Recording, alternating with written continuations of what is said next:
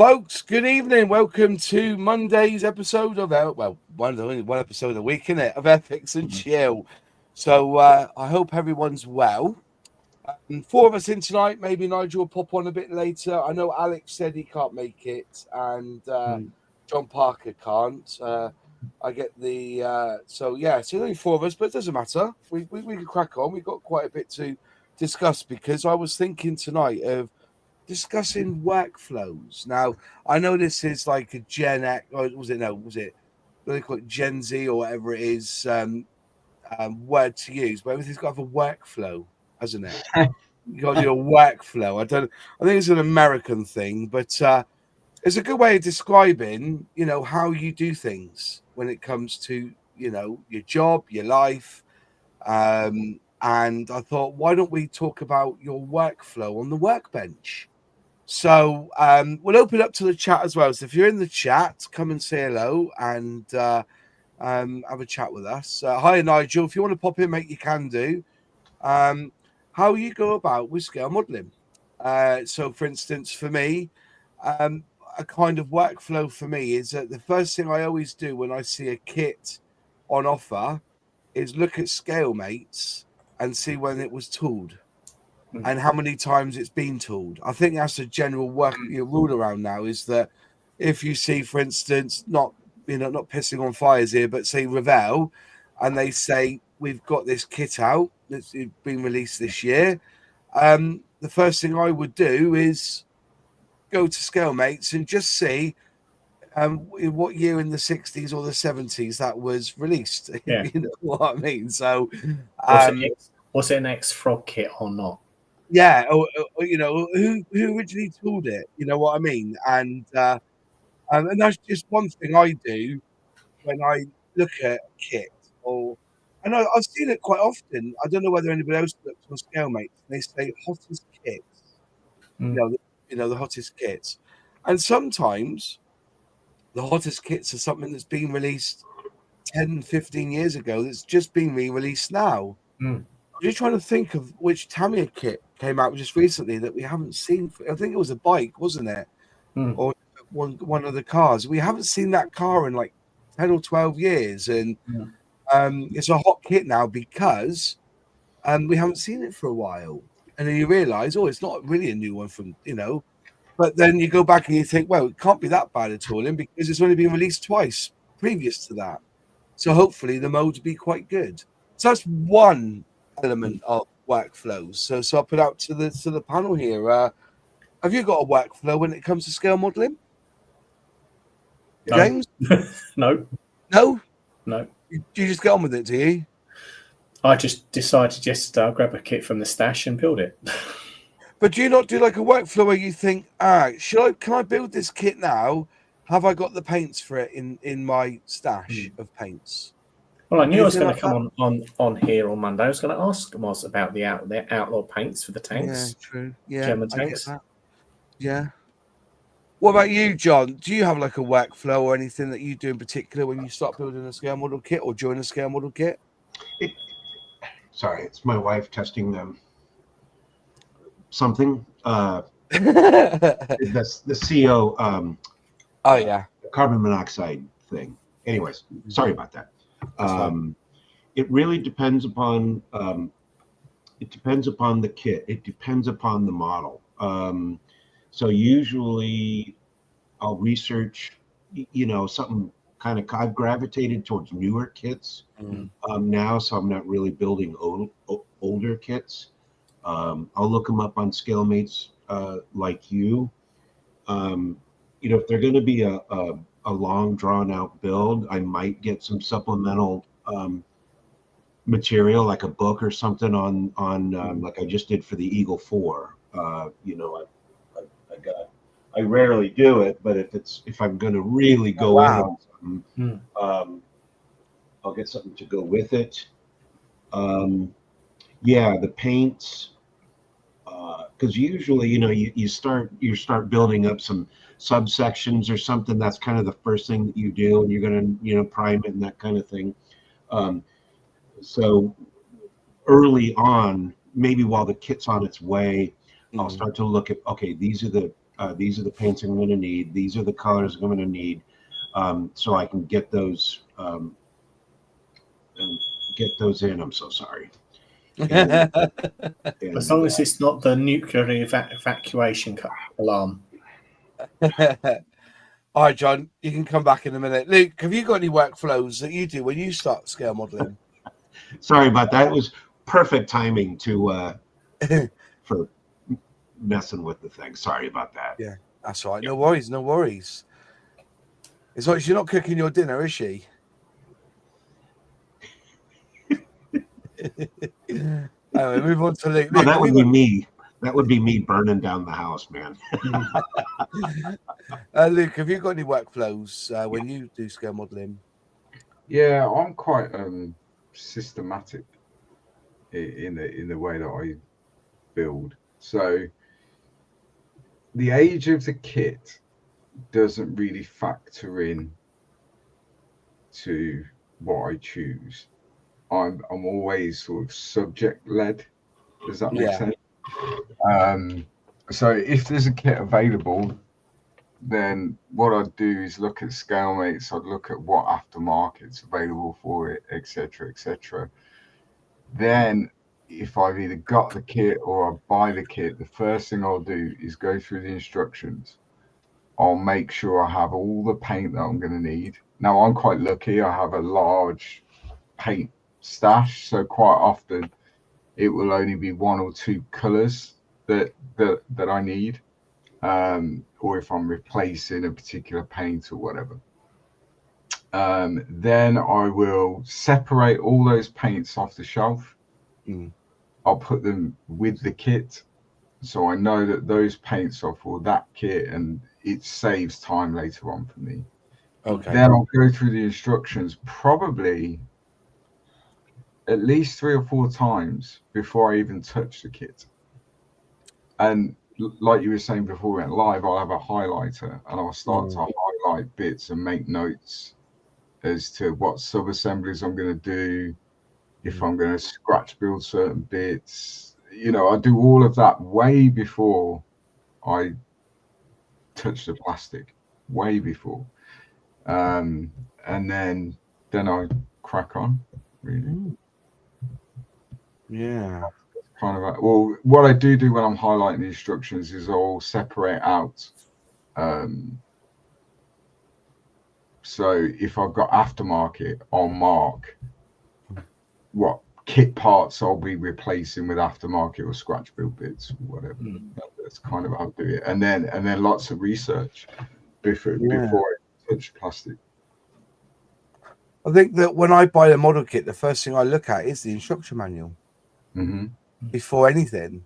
You know, even before I've got the kits out of the bag, or if I've, you know, obviously I've done one for a review, it's already I've looked for it. But yeah, the instruction manual, I think, you know, I think one of the biggest tips for being a scale modeler is just look at the manual first.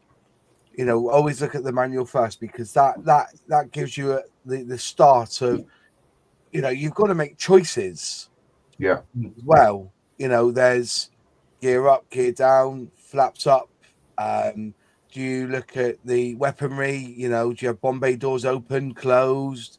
So if you've got the Bombays open, you know, what weaponry you're going to put in those Bombays. There's lots of choices to make. It's not just really about what scheme I'm going to be building. And like you said, sometimes you can look at the kit and think, I'm not very keen on that cockpit seat. I might buy a resin kit. Or you look at the canopy and you think, I ain't going to be cutting out masking tape on that. I'm going to buy myself, if there's one available, a masking set. Or you know, that's sort of the sort of things you'd look at, wouldn't it? You know, but yeah, it's just the start of the build, really. That's, you know, you've already got yourself a workflow in place, and like you say, the highlighters. Like I said, I watched a video from a YouTuber in Canada, and he was very specific using a highlighter going through the you know, the build. Yeah, you know, what he was going to paint first, things painted on the sprue, certain bits he thought that he would instead of doing it this step, he would miss a step and then go back to it because he felt it would be better to do it this way. And also, he would one thing he used to do, which he said, was the red marker pen was set to, if he was looking at parts, he think these are going to break off if I glue them in now, and he would circle those parts because we've all done it. We've built. I'll leave it off until I finish. Then when you finally finish it, you realise, oh, there's an antenna to go there, or a pitot tube to go on there, or something or other, like, you know. So yeah, there's some handy tips there to go marking up. What's this? I did see that. We're men. We don't do manuals. Haven't done in the age of the VCR and telly. Not about to start now. I don't know. I think I've buggered too many models not to go looking through the instruction manual now. Yeah. I see Matt from Model Minutes has dropped in. Hello, Matt. Are you all right? Hello, how are you? Can you all hear me? Yeah, I can hear you fine. mate. Yeah. Fantastic. What's your workflow when you build a scale model then? Well, sometimes it's like, oh yeah. So if we start from the shop, like you were saying earlier, sometimes I'll look it up just like you do. But other times it will be just whatever's a good price, and it's almost like impulsive. Or I've got an idea in my head on what I want to do, and it will be such a grand idea, and I'll be so excited to do it. I'll buy the kit, get it home, and go, actually, that's a big project. I'll put it on the shelf and pick something easier to do, and then it sits on the shelf for years. That's a problem. That's the issue. Sometimes, like, I'm working on my Bristol F2B at the moment. That's really put me off with the fact I did rigging, and I didn't want to do rigging, but I was like, oh, I'll just do it. I think sometimes my workflow consists of, what did I say I was going to do, and have I done it yet? Yeah. So that sort of kicks me into doing it. But then I think you were just discussing, like, going through your instructions. So like I did the Hellcat recently, and I basically went through and split it because it's such a big project. I had to split it into subsections. So I went through, made notes on it, but like circled things that I had to come back and redo again, or do them separately off of the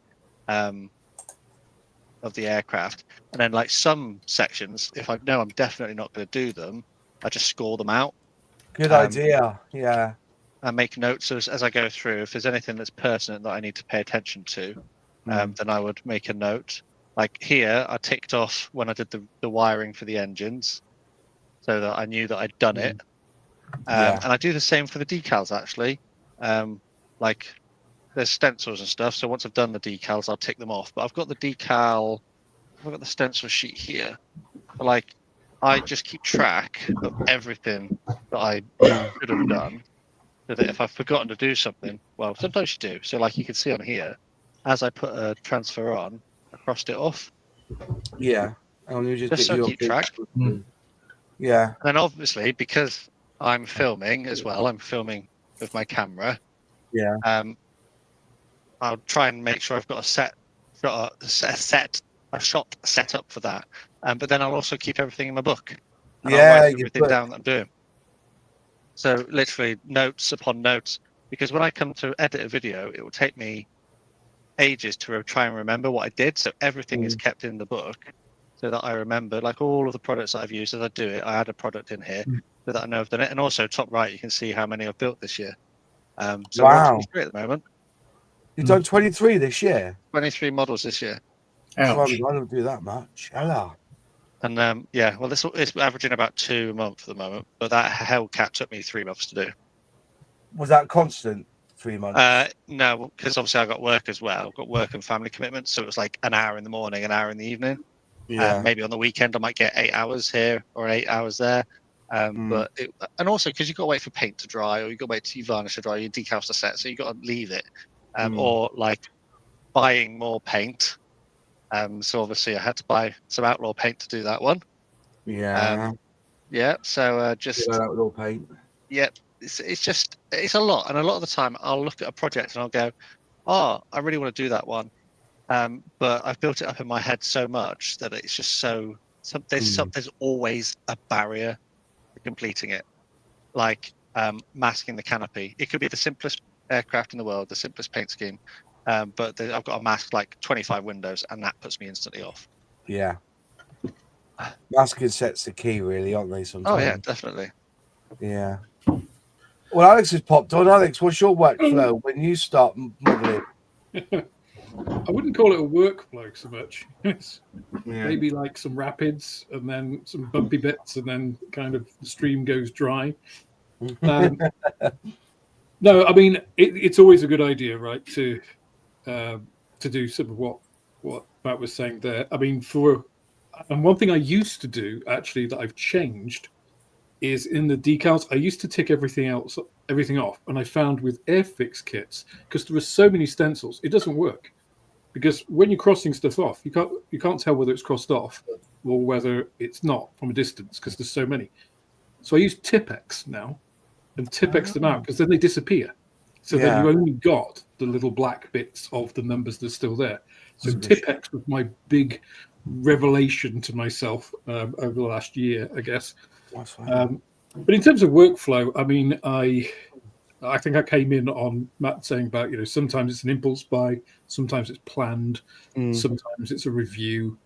And I'm the same, it's, and the kind of workflow is different for all of them. Like for a commission, for instance, as well, that's a different thing, because usually you've got a timeline to work to. Depends on scale, depends on subject. It depends on mojo as well. If I'm, sick of aircraft cockpits, then I'll do, an armor kit which doesn't have an interior. But then I'll see a lot of wheels. Yeah, same thing, right? If you're doing armor and you're sick of tracks and wheels, then you might do, something else, or a spaceship or whatever. So I'm very much either I'll get into something and build it like start to finish, usually as a review or commission or something. Otherwise, I'm smorgasbording. I'll start a project, I'll do some of it, I'll get distracted because there'll be some point in it which requires something more. It's got to wait for something to cure or something, I don't know, whatever it is, or I'm waiting for the 3D printer part or something. And while I'm doing that, I'll be like, oh, new shiny thing. Or I'll have another idea about something. So, I'll use this as an example. It's not something that it's really there, but I got this purely to use as a painting tutorial kind of thing. But, that's the intent I had in my mind when I bought it. But then I'll think, actually, it's got a hatch open. Maybe I've got that crew guy. I'll put that in, and then maybe that'll evolve into a vignette or a diorama. And then I'll see another kit in my stash or at a show and think, actually, it could be a good diorama with that.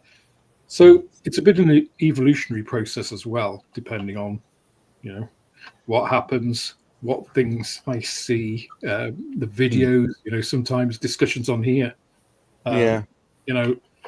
Like Luke will say something about something, or like he showed some of his stuff last time, and I think, I quite fancy doing that. I like mentioned a MacArthur, I'm just like, I've got a MacArthur. Yeah, I could do that. So I'm very influenceable. So I'm not sure I have an actual workflow as such. Yeah. No, it was just the ideas. I think workflow is a very modern term that we use now. Like there's a workflow for cleaning an airbrush for me. I have a particular workflow. For instance, in between changes, it will be IPA, empty the paint back into the pot because I use Outlaw, and because it's already mixed. So I just get a pipette, take out and put it back into the pot. I then 3 pumps of IPA, spray that through. 3 pumps of IPA, spray that through, and that's basically it. Onto the next, spray it onto a kitchen roll, just to make sure it comes out clear. Then it's add the paint, but then the final clean at the end of the shift, as I call it, will be empty it all out, bit of IPA. Then I whack through some Brush Magic, leave it in there for about 30-40 seconds, and clean all around the rim and everything with a Q-tip or a brush. Spray that through, and then IPA it through, make sure it comes out clear again, then leave IPA in the cup onto the side, and that's me done. That's because I think IPA, stops it. If there's any residue in there, that IPA will just, just keep it supple. Like, I think I'm not as structured. I think I think because in my commercial life over the past 30 years or so, I have been very structured, and I've always approached that, with Excel and, the business tools and stuff. And I guess I don't I still do use those things because it's a natural habit when I, for certain things. But I think I also don't want to be constrained by that in a hobby. So I want it to be more creative, so a bit more fluid. So I guess some of the things like you mentioned are kind of muscle memory items. Not that I'm that rigorous in cleaning my my workspace or my airbrush, Moss. You're much more diligent than I am. Yeah. But yeah, I think it's there are good habits to get into for sure. Yeah. And I don't necessarily do that. I just saying about the airbrush thing. I have only that Infinity.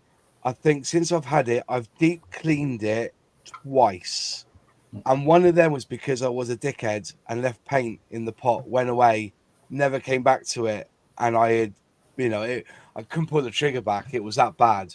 I also, I know it could be an urban legend, but I really do believe that airbrushes don't like being stripped apart. People say that you keep stripping airbrushes apart. They are very fragile. Threads are fragile. And needles in and out and everything. You can then. I'm somebody who doesn't like to tear down an airbrush too many times. And since I've been doing that method, like I said, I think I've only really deep cleaned that Infinity twice.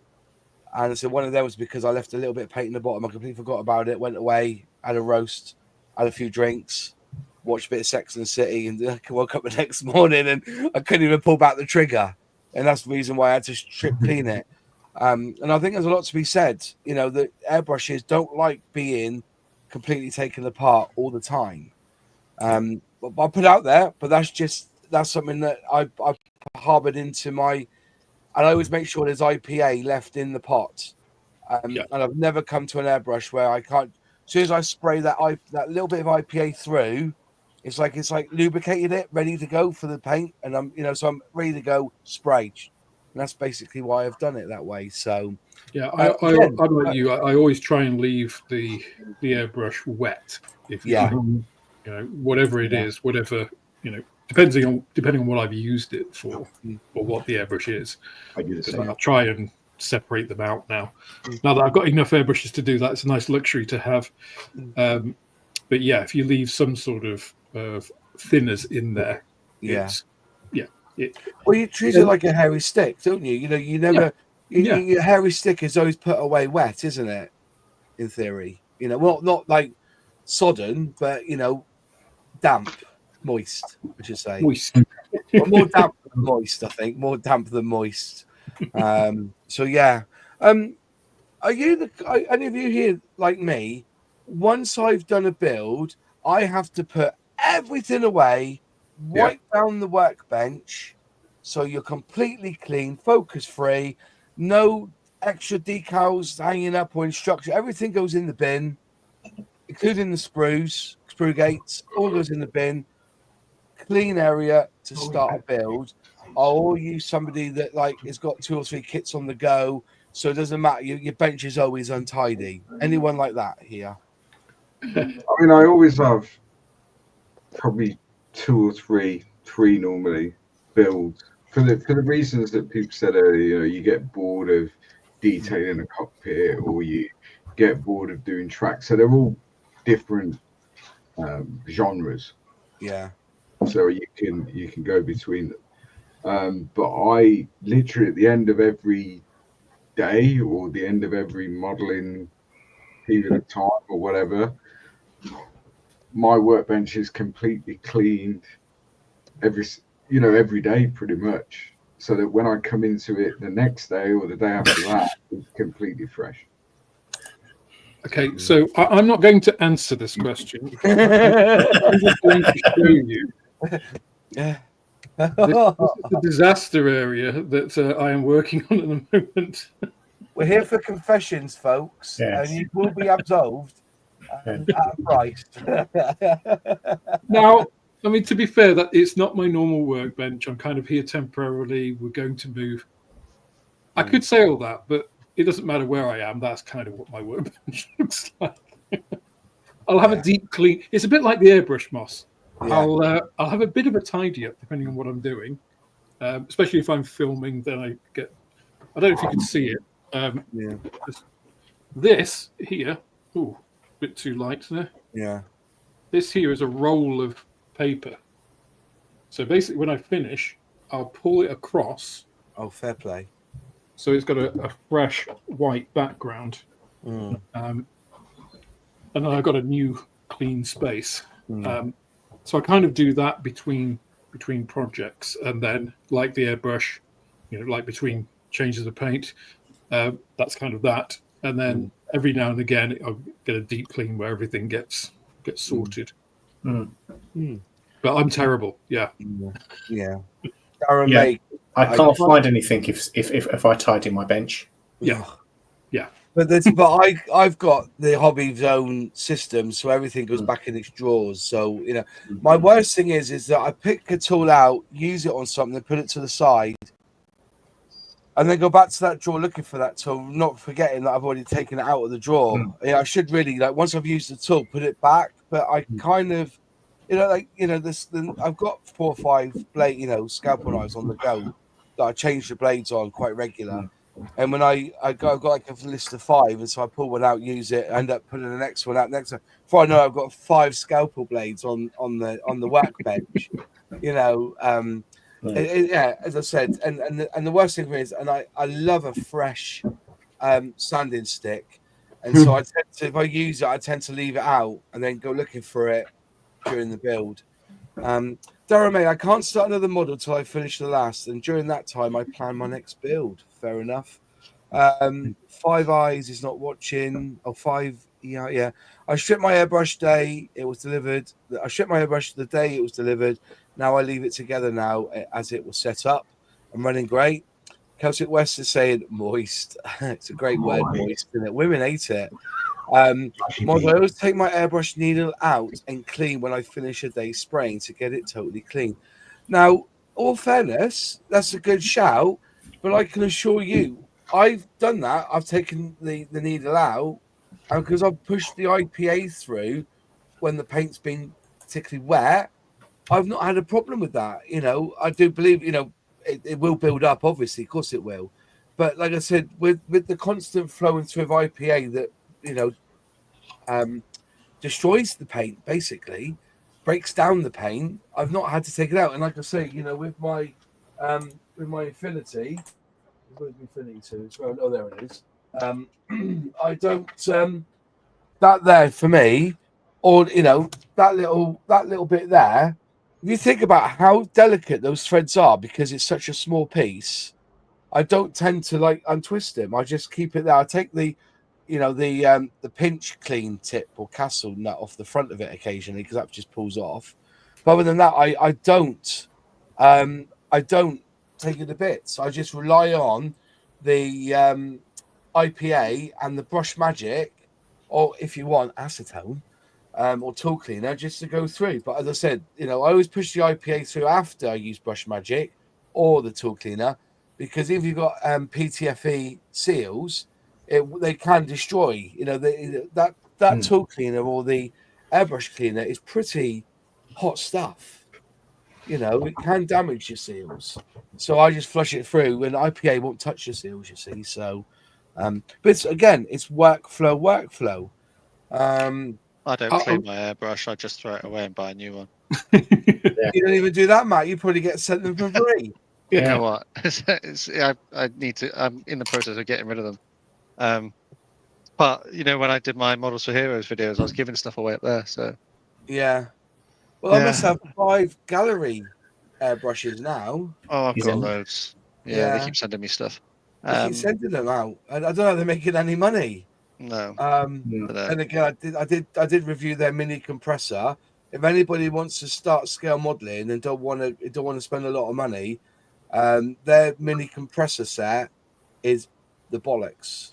The airbrush is a bit hit and miss, get gathered, but if you want a little mini compressor, it pisses all over the Revell one, and it's half the price because the Revell one's like 120, 30 quid now. But this gallery one is this one here is absolutely fantastic. It's a start stop as well. So as soon as you pull down the trigger and release a little bit of pressure, it fires up. Let go of the trigger, it stops. It's fantastic. Honestly, I was wetting my pants over it. So, yeah. I'll say one thing, Moss. If you keep a tidy workbench, you're denying yourself some little pleasures. So, in packing up, so I've been doing some packing of the man cave because that's going to be a horrible, horrible task. So I filled a load of boxes. So this is a J10 that I started quite some time ago. I intended just to finish it quickly for the channel, and I couldn't find the undercarriage or the stores or anything. So it's been sitting there for about the last 9 months. And yesterday I found those. It's just like, well, sorting the boxes, like, oh, there they are. So I felt like Christmas had come early as I got this little gift. Yeah. I bet you felt like Annika Rice Treasure Hunt. We'll call you Annika Rice now in Treasure Hunt, like, you know. I'm half and half on mine. Are you reading a comment then? Yeah. Go on, carry on. I should say I'm half and half. I like to finish a project, clear my workbench, and then start a new one. But sometimes I don't have that luxury in the sense that I might go back to back with projects and I'll just use what I've still got on the workbench to finish it. Or like when I did the Hellcat, because that was such a big project, I got to a point where I could leave the Hellcat, do another project, and then come back. Yeah. I get worried about leaving things because the amount of times I've thought I'll put that to one side and go back to it, and then I've lost something. That's for me the worst. But I tend to not lose parts these days. Now I use white tape, white tack. If it's parts I've taken off the sprue and everything, I put it all on the white tack and leave that next to the sprue itself, if you know what I mean. So takeaway boxes. Takeaway boxes are good. I put all of my parts, any sub-assemblies, into a relevant takeaway box, and if they need to be painted, I'll write in there the colour that they're going to be painted. Yeah. Yep. They're a lifesaver. It's also a good excuse to buy a takeaway. Oh, yeah. Yeah. Mind you, bloody hell, we had takeaway the other night. It was 22 quid for 2 burgers, 2 fries, and 2 Cokes. What? Anyway, what's that? Is that the game colour? Oh, yeah. So I'm literally in the process of recording at the moment. So every time I show something to the camera, that's me recording me, like what I'm using. I see. So I'm not only am I building on the stream, I'm also building to record. The benefit of having two cameras. Yeah. Comment, I always have a project going on, therefore my bench is somewhat full constantly. I try to put my tools away after each session. That's a good one. It's a good one. What is this tidy of which you speak? Yeah, very good. My workbench is always cleaned after each use as it's dining room table, and I will be in the doghouse if the table isn't cleaned. You need to buy yourself a man shed, Wayne. Then you might be able to build your 1 to 100 scale Bismarck. Or a sheep shed. Or a sheep shed, yeah. Being a kitchen table modeler, I have to keep my area clean. You know what you think about? There's a lot of yous out there, that, especially family men who are waiting for when the kids go to university so the room can be made into a model den. You know, it's like when we bought this house, you walk through the door and you have this room here on the left. You have the dining room, kitchen, sitting room, all on the right and left, and then you've got the big conservatory at the back. It's a 4-bedroom house. And I thought I'll make the conservatory my weapon of choice. No, this room became like as a sort of as a little office. Before I knew it, it became into a complete scale model shed of ill repute, I should say. So it's Well, I do remember you in the loft. I was in the loft for a while. I spent a lot of money in that bloody loft. But I come to realise that walking up and down that ladder to get in and out of it was just too much. So we moved in here instead. But this used to be my eBay room, so I used to do my eBay, and then eBay went into a big unit, because I got too big for it here. With 5,000 listings, I've got nearly 15,000 listings now on eBay. I swapped it around. I made this into the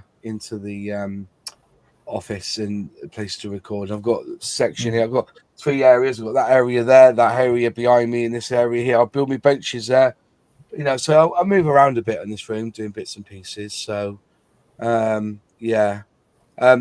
bench should get a clean up when the Airfix Mark 8 arrives. Oh, you'll have fun with that one. You will have fun with that one. Oh, Miss Modeler's popped in. Can't stop. See you later. Big heart. Thank you very much. Thank you, Hart, and hi and bye, Lexi. Yeah, fair enough. Just going down through. I live in a shared house and would love to airbrush but can't. What would be your suggestion? Move out. To be honest with you, kitchen window open, and say to people, we're going to, because I can assure you, I've found with any paint that you use, if I was you, I wouldn't use lacquers so much. I would probably use more of a water-based paint if you want to airbrush. But I've opened a window before and the smell's gone within 5-10 minutes. It doesn't linger for very long when the window's open. You've got a breeze going through. So that could be an answer if you want. Just keep the window open. And then don't leave the bottle open. Put the lid back on the bottle, then you shouldn't get too much. It's just a smell, isn't it? But yeah, if you have a window open, you should be fine. And maybe get yourself a spray booth to keep all the paint in one area. Tidying your workbench, you tend to find or rediscover that part you were missing for weeks and then decided to scratch build. Yeah, yes, that's the general rule. That's the general rule. Definitely general rule. Life was much easier when I was young boy building kits. I only had one each time and I finished them within 3 days max. Yes, very true. You just slapped them together and threw some paint on them and you were done, Yeah. 3 days is probably pushing it, like 3 hours, I think. Yeah. Oh, yeah. I didn't even paint some of mine. I've got one here. One of my kid builds from when I was a child. There it is. Yeah. Molded in red plastic. I had some brown Humble 29 acrylic left over from another starter set, and some black. So all I did was paint the wheels, the pilot, and I say paint very loosely. And then obviously you can see that I tried to put the transfers on. Tried because they just all folded over and absolutely horrendous. So this, I didn't even paint the plastic, just glued it together. Didn't even look, just twisted the plastic off and glued it on. I mean, it's suffered. It's a shit job, that, Matt. Take it away. It's hurting my eyes. Would you much rather see the more recent version? No, I think the first one's better. Now bugger off. That's a difference of about 20 years. That. To be fair with you, Matt, I wish I had. I've got a box of kits upstairs that I did years and years ago. I've never been back into that box. But you can see how far you've gone, isn't it? How far I think we've all done it, apart from you, Luke. You just bin yours after you've done a season with them, don't you?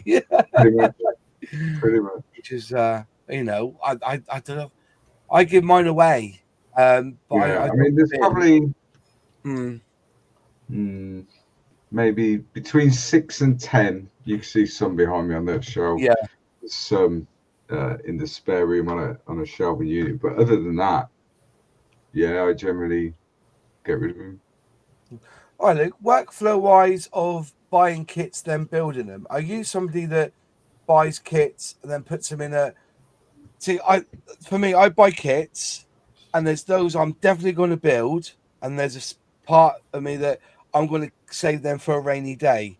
Have you got a sort of mindset for when you buy kits like that, or do you just think, Yeah, I'm going to buy probably that kit, I'm going to probably build the it? same. I mean, obviously with running the club, we run group builds and buddy builds and that sort of stuff. So that kind of, I already know exactly kits that I'm building next year for each of those group builds. I know that already. I've got all the aftermarket, I've got all the paints right up until 2026 for those particular builds. Really?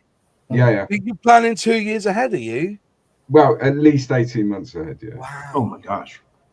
That's a workflow in itself, isn't it, John? Yeah, and then other times there'll be something that pops up, whether it's a buddy build, for example, that Raval kit that we're going to do in January. So as a result of that, I've ordered the aftermarket resin wheels. Oh, don't do that. It's got to be out the box build, that. Bollocks to you. Out the box build, right? I can't do that. So I start to I start to plan, like I'm already planning what I'm going to be doing next summer, but then there are other kits that I have. For example, like my stash is quite big because I'll impulse buy. But for example, things like the 35th scale Dora, well, I'm not going to touch that. I'm not going to touch that kit until I retire. Yeah.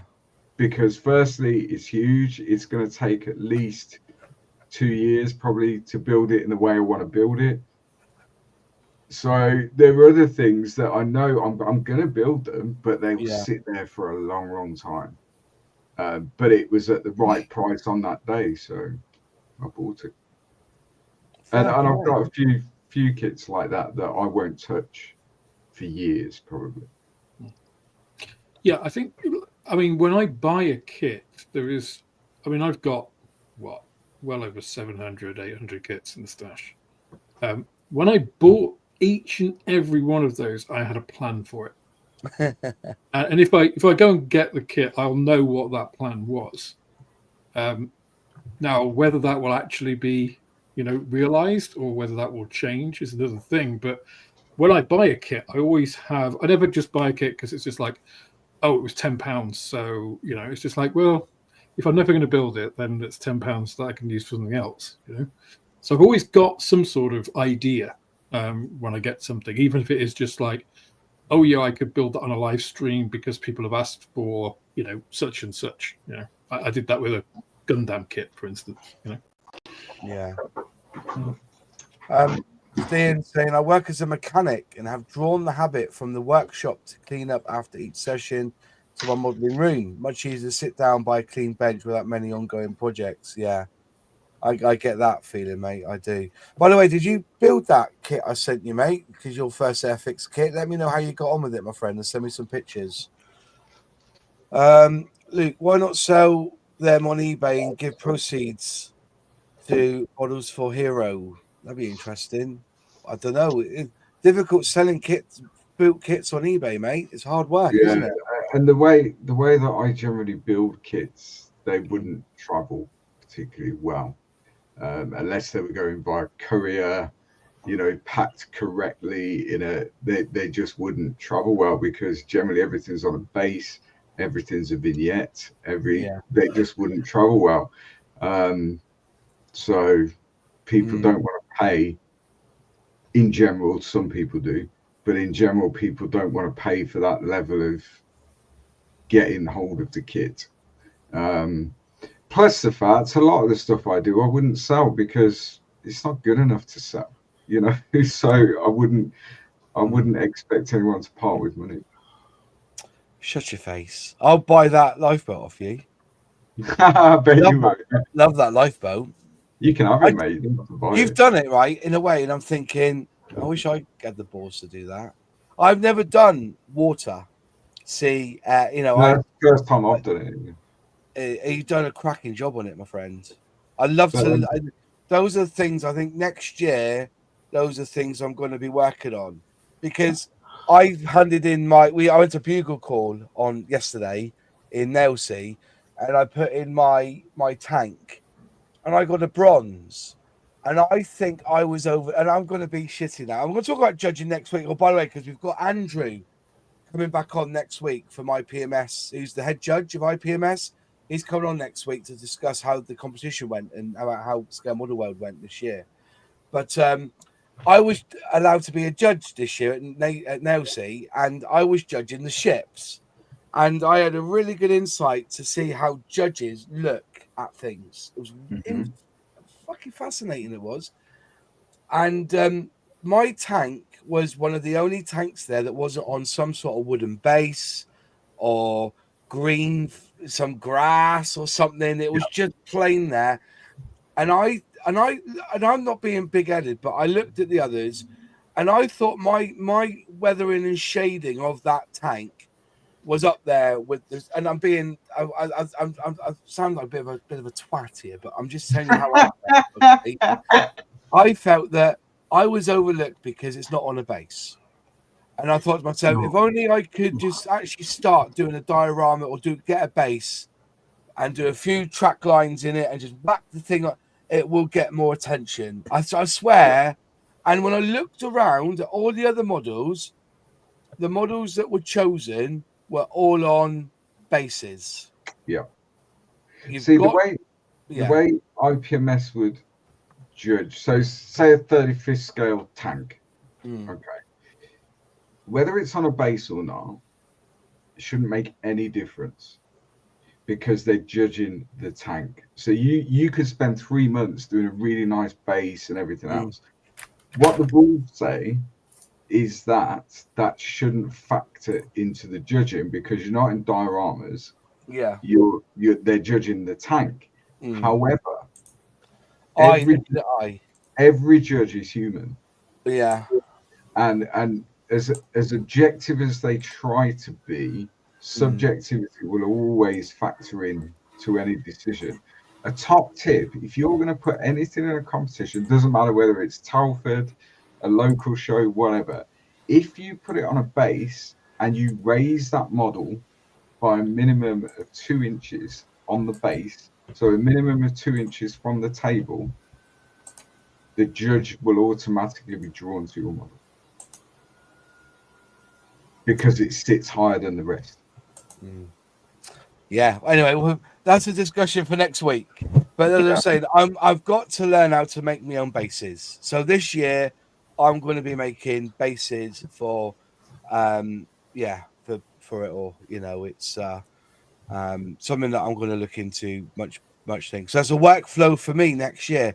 Once I've done a model, because I'm going to do a panther, I've got Tamiya Panther, and I'm desperate to do that Tiger one from Airfix.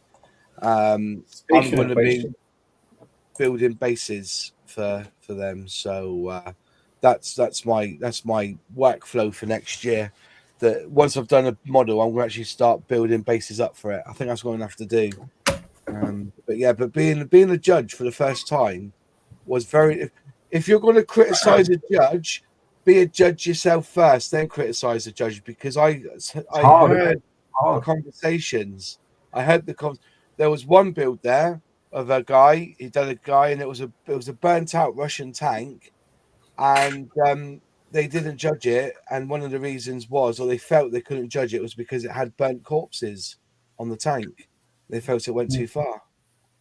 But so definitely one of them. But I keep 122nd Services vehicle kits for days when I'm in the dark place because I can focus on it and not stop until it's painted, etc.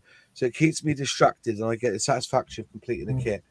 There you go, my friends. There you go. That's definitely a good workflow for you there. You know, in those situations. That's again mindset workflow is quite a thing. So Moz has a base of operation. I'm not too sure about that. Jared, I saw Jared on Sunday, and he had a few kits in LC, and I think he got a bronze. Definitely worth the silver, but I wasn't judging the aircraft, mate. But that's another thing, you know, you could judge on the names of some of these these builders. Like, you got to be careful. I keep things safe and tidy after each session as I model in my lounge. But when it comes to the home straight, every surface gets used.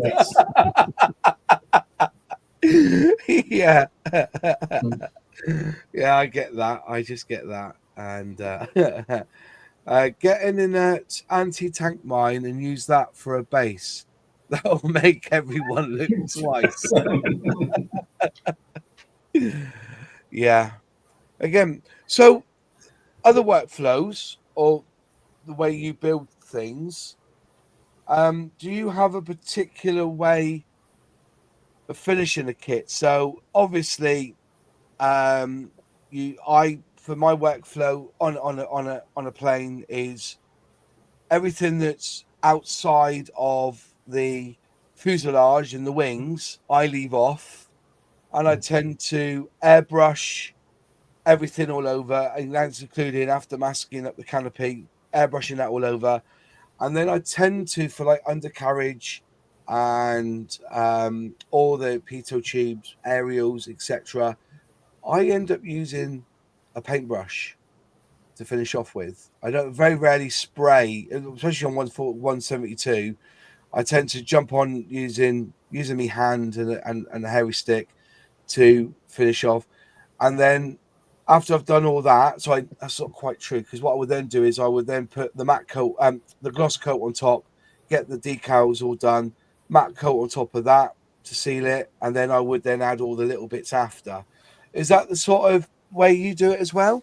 Do you do it that sort of way? Is it like, do you use an airbrush on every single part, or do you end up using a paintbrush for certain bits, or a highlighter or a marker or something like that? Anyone? I mean, for the main build, so if I'm doing an aircraft, I'll take this for example because this happens to be here. So this has been finished pretty much, in its main camouflage because they're pretty boring PLA aircraft. Yeah. I've done the bays, all of the other stuff. So the actual undercarriage doors and things have already been sprayed when I sprayed the main piece. All of the stores, because they're usually white, the weapons, I'll spray separately and then paint all the details. Yeah, like the exhaust here, that'll get painted by hand before then varnishing everything, bringing it all together. All those sub-assemblies coming up. If I'm making a vehicle, it's kind of the opposite. I usually try and do everything on the vehicle, apart from like stowage items, like shovels and bits. Just because I think it gives the model more unity, because I think AFVs, tanks, trucks and stuff, they're operating in pretty dirty conditions most of the time, and just being able to do it all in one. And you can also do things like black basing if you want to create artificial shadows in the tracks and stuff and that kind of thing. So I just find it easier to make the great majority and then just put stowage items before weathering again, just to put it all together. But generally, like you must for aircraft, I'll do the main thing, bring in sub-assemblies, and nobody gets away from using a hairy stick at some point. Some point you brush for some sort of painting. So, fair comment. What about you, John? Are you one of them who sprays up all the bits and then uses this hairy stick on certain bits, or are you all the way through, put it all together and spray it? Yeah, so I build up as much of the sub-assemblies as I can, and sort of paint, prime them, paint them, whatever, especially if they're a different color. And then join them when I have to. So, treat everything in its own little, pocket. And then when it comes to integrate those, then I do. Yeah. And then I'll do the fine detail painting and stuff. Yeah. Fair play. I try to spray as much as I can. Yeah. Yeah. Luke, yourself, are you the same way? So, bear in mind, I don't do a lot of aircraft. This year was the year where I was going to build aircraft, and that's what I've done predominantly.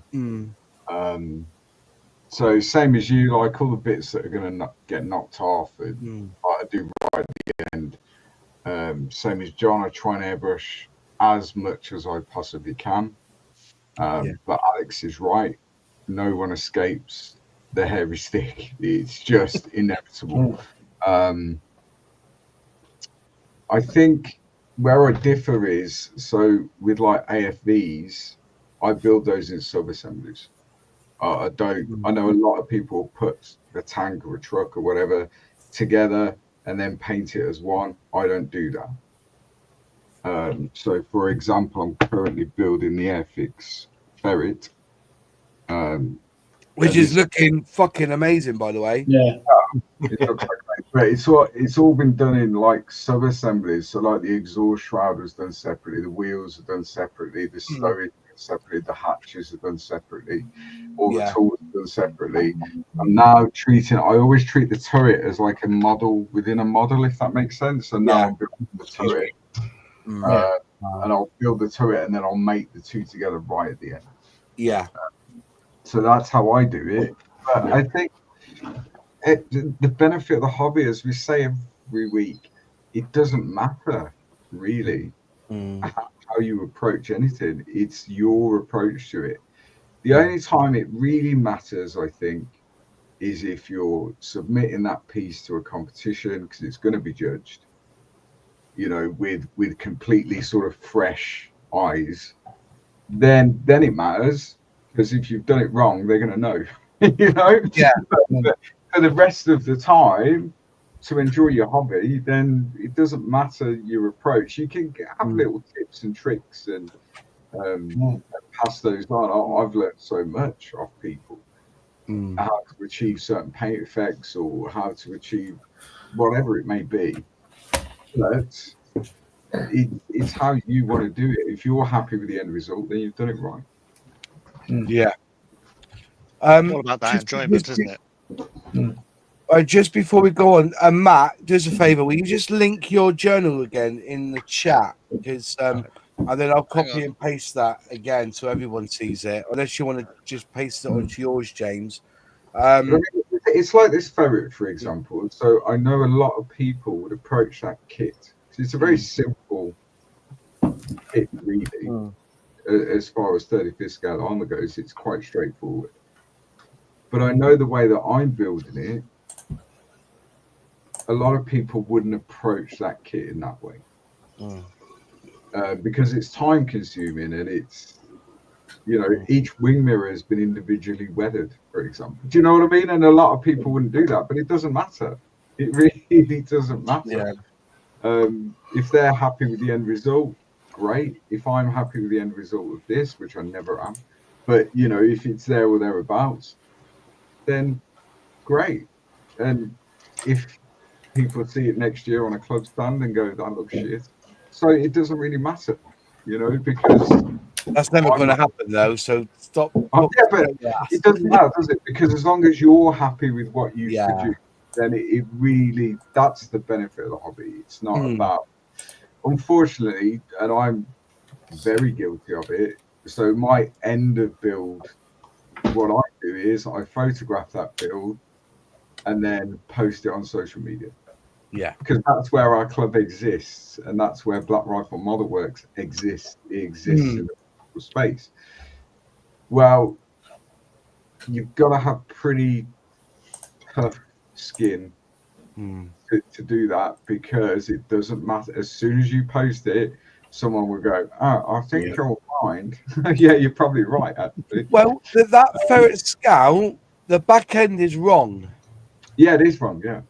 Yeah, but you couldn't do it in plastic. They tried. Yeah, but it doesn't matter. Not really.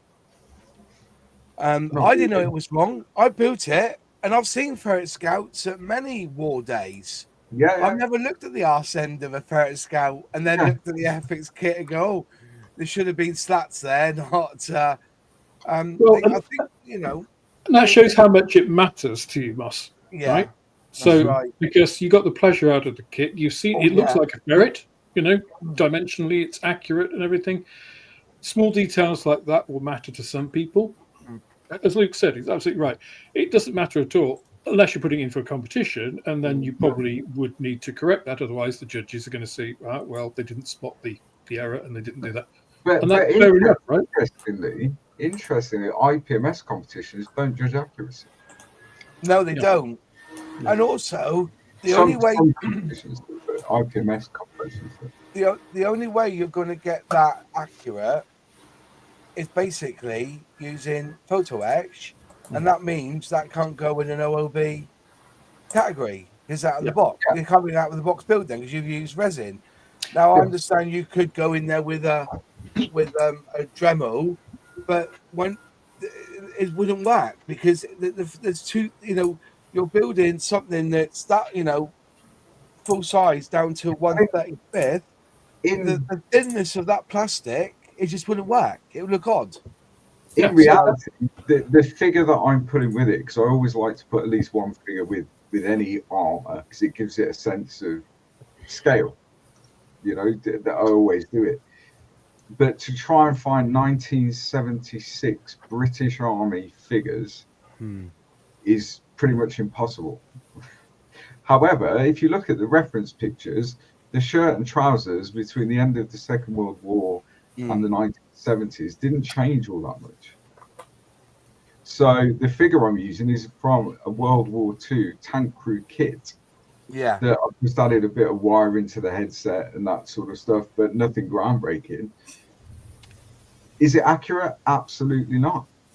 It's not accurate. But will it look okay on a base with the figure? And yeah, so who cares? I really don't mind. Yeah. I mean, the whole accuracy thing is a complete. I mean, we've covered it before, and I'm sure we'll cover it again. But it is, it's that thing of how much does it matter to you? Does it look, you can pick up a Spitfire, and it's like, yeah, that looks like a Spitfire. If it doesn't look like a Spitfire from a casual glance, that's probably a level of accuracy omission. It's probably too much, right? If you then stop and look at it a bit more and think, yeah, it looks, it seems to be, it's an early model Spitfire, it's got machine guns and stuff. Again, you kind of gone on another, and it just depends how far up that hill you want to go. Yeah, and it depends on your enjoyment of the hobby. Yeah. And what you find. So take Nigel, for example. If something's not accurate, he'll re-engineer it. Yeah. He'll cast his own resin. He will chop bits off and add bits to it and all that stuff. Because that's how Nigel gets his enjoyment. It's certainly that engineering mindset and approach to every build. For me, I don't build in that way. I build very much for visual interest. Yeah. Does that make sense? So like your lifeboat is totally inaccurate. Completely inaccurate. It's the most visual lifeboat I've ever seen in my life. But it's completely inaccurate. The interior, although I build the interior is completely inaccurate. Yeah. But that's not what I'm doing. You got the steering wheel on the wrong way around. But that's not what the same with this Ferret. Yes, the rear of the vehicle is completely inaccurate. But actually, that's not what I'm building it for. I'm building it for visual interest. Yeah. I mean, on the flip side of that, I bought, again, going into workflow and thinking of things, I picked up an old, I think it was a VB Plasticart kit. It's a horrible Eastern European manufacturer of an old SU9. And it is one of the most inaccurate kits you could ever buy. Very basic, typical, Soviet Eastern Bloc kit. It's it's the wrong dimensions. It's got bits from different versions all incorporated into the same thing. And really, it's the kind of kit that if you had any other way of building it, if that was really what you wanted to build the subject of, you'd find another kit. Yeah. But I'm building it because I just want to make it correct. And for me, that's a little project, and it's kind of a long-term thing. I can keep coming back to it. And I've cut the fuselage, I've shortened it because it's too long, I've repositioned the rear fin, I've recreated the rudder because that was wrong. And to me, that is what I'm getting the enjoyment out of, isn't the kit itself. It's that I've taken something which is wrong, and I'm making a facsimile which is closer to the original. Will it be completely accurate?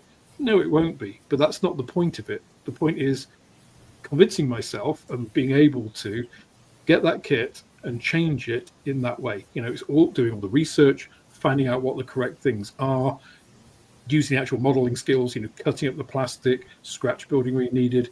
And that's fun, right? If somebody else comes and tells me, oh, well, of course, you did the SU9KS rather than the KM, it's just like, I don't give a shit. It's like, I had fun doing that, and it is as accurate as I wanted to make it to be. That is the process that I did for that kit. Yeah. So I was just going to say, you reminded me of the people who buy the PM models Spitfire for the floats. Now, the floats are inaccurate. Okay, they're completely inaccurate. If you look at, like the Mark 1 that they converted, it was canned so much that they took the floats off and reconverted it back for an undercarriage to get it back fighting again.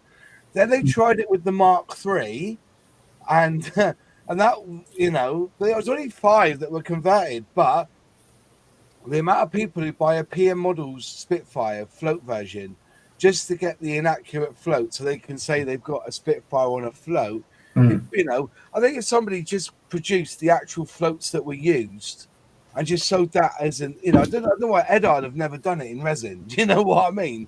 You could make an absolute fortune. But then again, the PM Model Spitfire, was it $6.99, $7.99 just for the floats?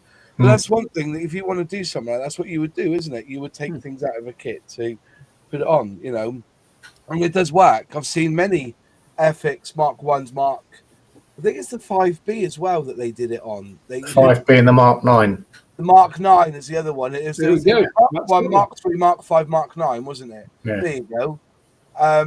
The floats are totally inaccurate, but that's what people they buy the kit just for those floats. It's a god awful kit, man. Burn it with fire now, mate. This is exercise in filling. This is a frog copy or modification. This is like the 1950s frog kit with updated parts to have the floats, but even then the floats are still questionable, even though they're more recent. But whether they're accurate or not, if that kit is built to a decent standard on a water base with a floating Spitfire, visually that's interesting. Yeah. So people are going to look at it and people are going to appreciate the fact, okay, it's not particularly accurate, but it looks good. That's the plan. What I was planning to do on mine. I was going to say, and if you do a really good job on it, and people know that's the PM kit at a model show, people who don't, you're just like, oh, look, a Spitfire on floats. That's cool. People who know that that's the PM kit, and they will stop and say, oh, that's nice. Is that the PM kit? It's like, you'll be like, oh my God, you made that kit into that. Yeah. So that, well done, mate. I think there's but one version of the they do the Hawker Sea Fury as a 2-seater. I've done that one, that they use as a target tug. Yeah. That you can buy the resin fuselage to make the Spitfire 5B into a twin-seater, but the resin is it's awful. But like Luke says, if you really want one, you've got to. It's a love language basically. If you want to do it, you're doing it in love and it's patience and really getting it right. And once you get a good result, then there you go. I also bought the PM kit for the floats and replaced the Spit with another kit. Yeah, it's very much a case of that. But Luke's absolutely spot on. It's like accuracy is in the eye of the beholder anyway. Like for me, I look at the Bearcats because that's the passion of mine, and I see the errors in the Trumpeter one, but because it's the only one that's out there, I'm going to build it anyway. It's a set. Nothing that we build, whether it's your £5 PM kit or your 300 quid Zukimura kit with all the aftermarket and everything else, nothing that we build is ever 100% accurate. Nothing. Nothing is. It's close, but it's not 100% accurate. So I understand why people get caught up in the accuracy, but for me, nothing I'm ever going to build is 100% accurate. So Well, it's made I out of think plastic, isn't it, and not stressed aluminium with Yeah, flush rivets. Exactly. The only model I've ever seen that you could probably say is pretty much 100% accurate. If you go to Cosford in the sort of foyer reception area, I think it's 1/6 scale. There's a scratch built 1/6 scale P51. Really? And it's scratch built from metal, right? Now that thing is pretty accurate as models go. Do you know what I mean? But unless you're doing that, and it took the guy like 4 years to build it. Do you know what I mean? So Yeah. he knows how to use sheet metal and he knows how to do stuff. Like if you're not doing Must that be and very thin sheet metal. pissing about with plastic like I do, then nothing's ever going to be accurate. Right. Yeah. The real one is a lot bigger and it's made of metal. Yeah. Yeah. A big part of the workflow to me is research of the subject. What I build is then for my own standard and the detail I have knowledge on, something I'm satisfied with. Yeah. Can I people go on about research, right? And slap me back hard with this. The only research I need when I build a kit mostly is what's on that box because they've already done the research for me. For instance, the Spitfire Mark 9 from Airfix. There was so much debate on whether the maple leaf was green or red that they said, knock yourself out. On the decal sheet, there's a green and a red maple leaf. You know what I mean? And I think Jonathan Mock, who does the schemes and everything, and Luke, the researcher Luke there at the time before he defected to the dark side sort of thing, he knew his shit. And, he's had people come ring him up and say, "Oh, that's wrong, man. That's wrong," and he goes, "No, it ain't," because I've seen 3 different. He's done the research on it. So sometimes I don't really bother with research. I've got books. Look at these books up here. I've got books on, lightnings and. At the end of the day, the only real lightning I've ever wanted to build is the one that's at Peterhead because it's a great scheme, with the lions and the blue top and the silver sides. Is it Sparks? Is it called in Peterhead? But for me, I did the research on that by going up to the thing and taking photographs of it and then coming home again. That's it. But this is exactly the same as accuracy to me, Moss. It's like you've just said, you do the research that the company has done. They've done the research. You trust them. It's just like, for me, I got that Spitfire Mark 9. I didn't know about Johnny Johnson. I actually just put the schemes up on the channel, asked people what they wanted me to build. They picked that one. So I'd like, right, okay, what do I know about this one? Why does it come with 2 different colors of maple leaves was the first thing. And it was just like, so of course, I didn't know he was the highest scoring British fighter race. I'm like, how did I not know that for starters? Stupid. But to me, that's a big part of it, right? And so I got really into it. I bought his autobiography. I read all around it. I learned who the aircraft, because that aircraft was actually owned by another pilot before him, used by, owned them. All that stuff to me is a big part of the hobby. It's really enjoyable. Yeah. But you just trusting the manufacturer and just going with that is as valid as me spending 2 days looking on the internet, going down rabbit holes, buying a book, reading it, because I've got that enjoyment out of it, and that's not where your enjoyment lies. Yeah. No, but my point was is that I trust a lot of what's on the box from Airfix in that respect. Same with Revell. I trust a lot, especially the German stuff. Tamiya. Yeah, I'm a lot more cynical because I get that. People, people make mistakes. It's not that, and the thing is, I want to make it in the same way as accuracy, right? And the same way as people making models to their standard. I want to do it to what I'm happy with. And so I just want that internal reassurance that I'm making something that I'm comfortable with. And I enjoy the research part, so confirming that is quite nice. And you find some interesting things along the way. Sometimes they'll make a difference, like, I don't know, Revell did the 1/32nd scale Mark 9. They did the wrong wing blisters because they did it for after-war tires.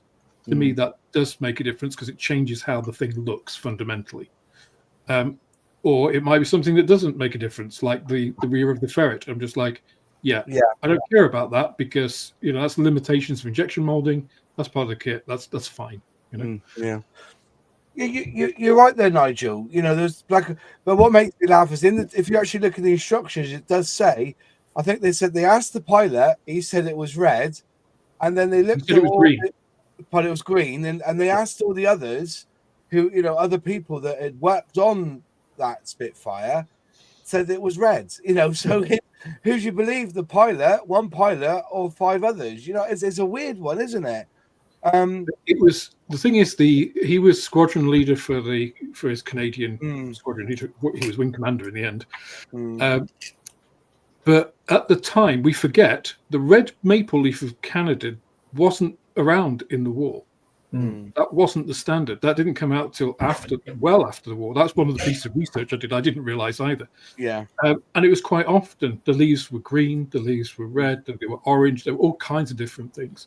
So, what we think, it must have been red, isn't the automatic thing. So, I mean, I just went with, there's enough doubt here. I'm just going to go with, he's the top scoring ace of World War II. I'm going to trust him on it. Exactly. Pretty compass mentis, and there wasn't the standard. His could have been green, where the rest could have been red. Because he's a wing commander, you can get away with a lot. Yeah. So, like Nigel says, who really knows? And then I do a little bit. Nigel, sorry, carry on. I do a little bit of research, but I don't build for accuracy. I build for enjoyment. A lot of people say to me, "Oh, why do you put your models online?" Because there seems to be this sort of prerequisite to only build models well if you put them on YouTube. And I think part of the appeal that I have is that I show my failings as well as my successes.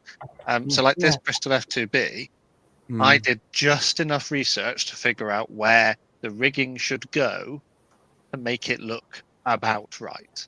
But I haven't gone above and beyond. I haven't bothered putting in the underwing skids. I haven't bothered to do all of the control cables. I haven't bothered to do bits and pieces that go other places as well, because I don't see the point.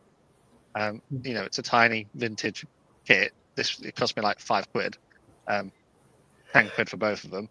Like, I'm happy to get it to this standard where I'm happy with it and then move on to something else. There are better kits out there, so why not let, like you said, let the company do the research for you? If you're having to spend, and this is what I don't understand. I mean, obviously people enjoy it. That's up to them. But if you are bemoaning the fact that a model kit has been manufactured to the point where it is so inaccurate, you've had to fix X, Y, Z, so on. Why did you buy it?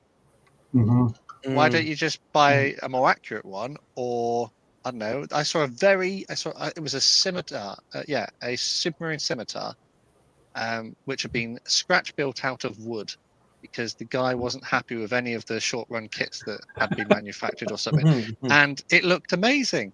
And he could never have told that he carved it out of a block of wood.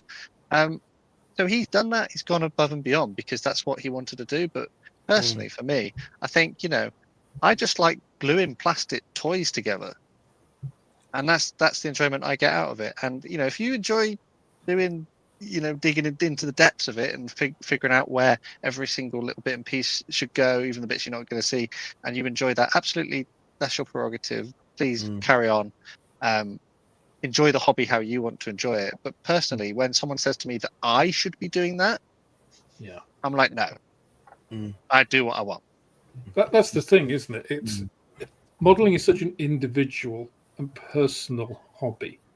I mean, we can share the love of it, but that doesn't mean 6 of us on the panel, we all build different things, we all build in different ways. We're all right, because it's right for us. I mean, and none of us are saying, I don't say to Moss, well, you can't build Bearcats because it wasn't that great a plane. That's right, get off. or to you, Matt, it's just like, well, you haven't weathered that the way that I would. It's just like, so what? It's not. I'm not building it. It's just like, what right do you have to gatekeep anybody else's hobby? And you don't. I take that on board. I do, but then in some respects, just going by what Martin, I'm going to go back to David Smart's question in a minute because I think it's a very good question. But Martin Malthus said, when it comes to accuracy, every current Airfix kit is inaccurate. I wouldn't say every year, because you're talking about like German planes here, that the emission of the decal of the certain right wing symbol. So I guess you're talking about the Oswazi, basically. The swastika. The swastika. Yeah. But doesn't make it accurate, because there was a lot of them who didn't have the swastika on the plane.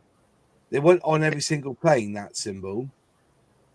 Were they? Sorry, can I just add a comment to this? I get comments on my builds every time I do a German aircraft, or even a German tank, or anything German. I always get a comment about there being historically accurate transfers missing. Okay, Yeah. and I'm of two opinions. Either you've left that comment fully knowing why those transfers are not included, and you have an agenda which speaks more to your mindset than it does to anything else. Or alternatively, you are genuinely naive and don't know why they're not there. So as a learning point, if you were to sell a product with that symbol on in the European sort of environment, and say, for example, you wanted to manufacture a 109 and you were going to sell it in the UK and France and Germany and Spain and all these other European countries, it would not make financial sense to sell it with historically accurate transfers in one or two countries and not in the other ones where they're banned.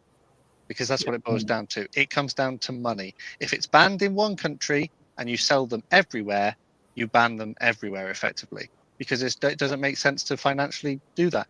And if someone is so upset that these transfers have not been included, this swings back to that accuracy point. Go and buy some. Go and make some. Do it yourself. That's absolutely fine.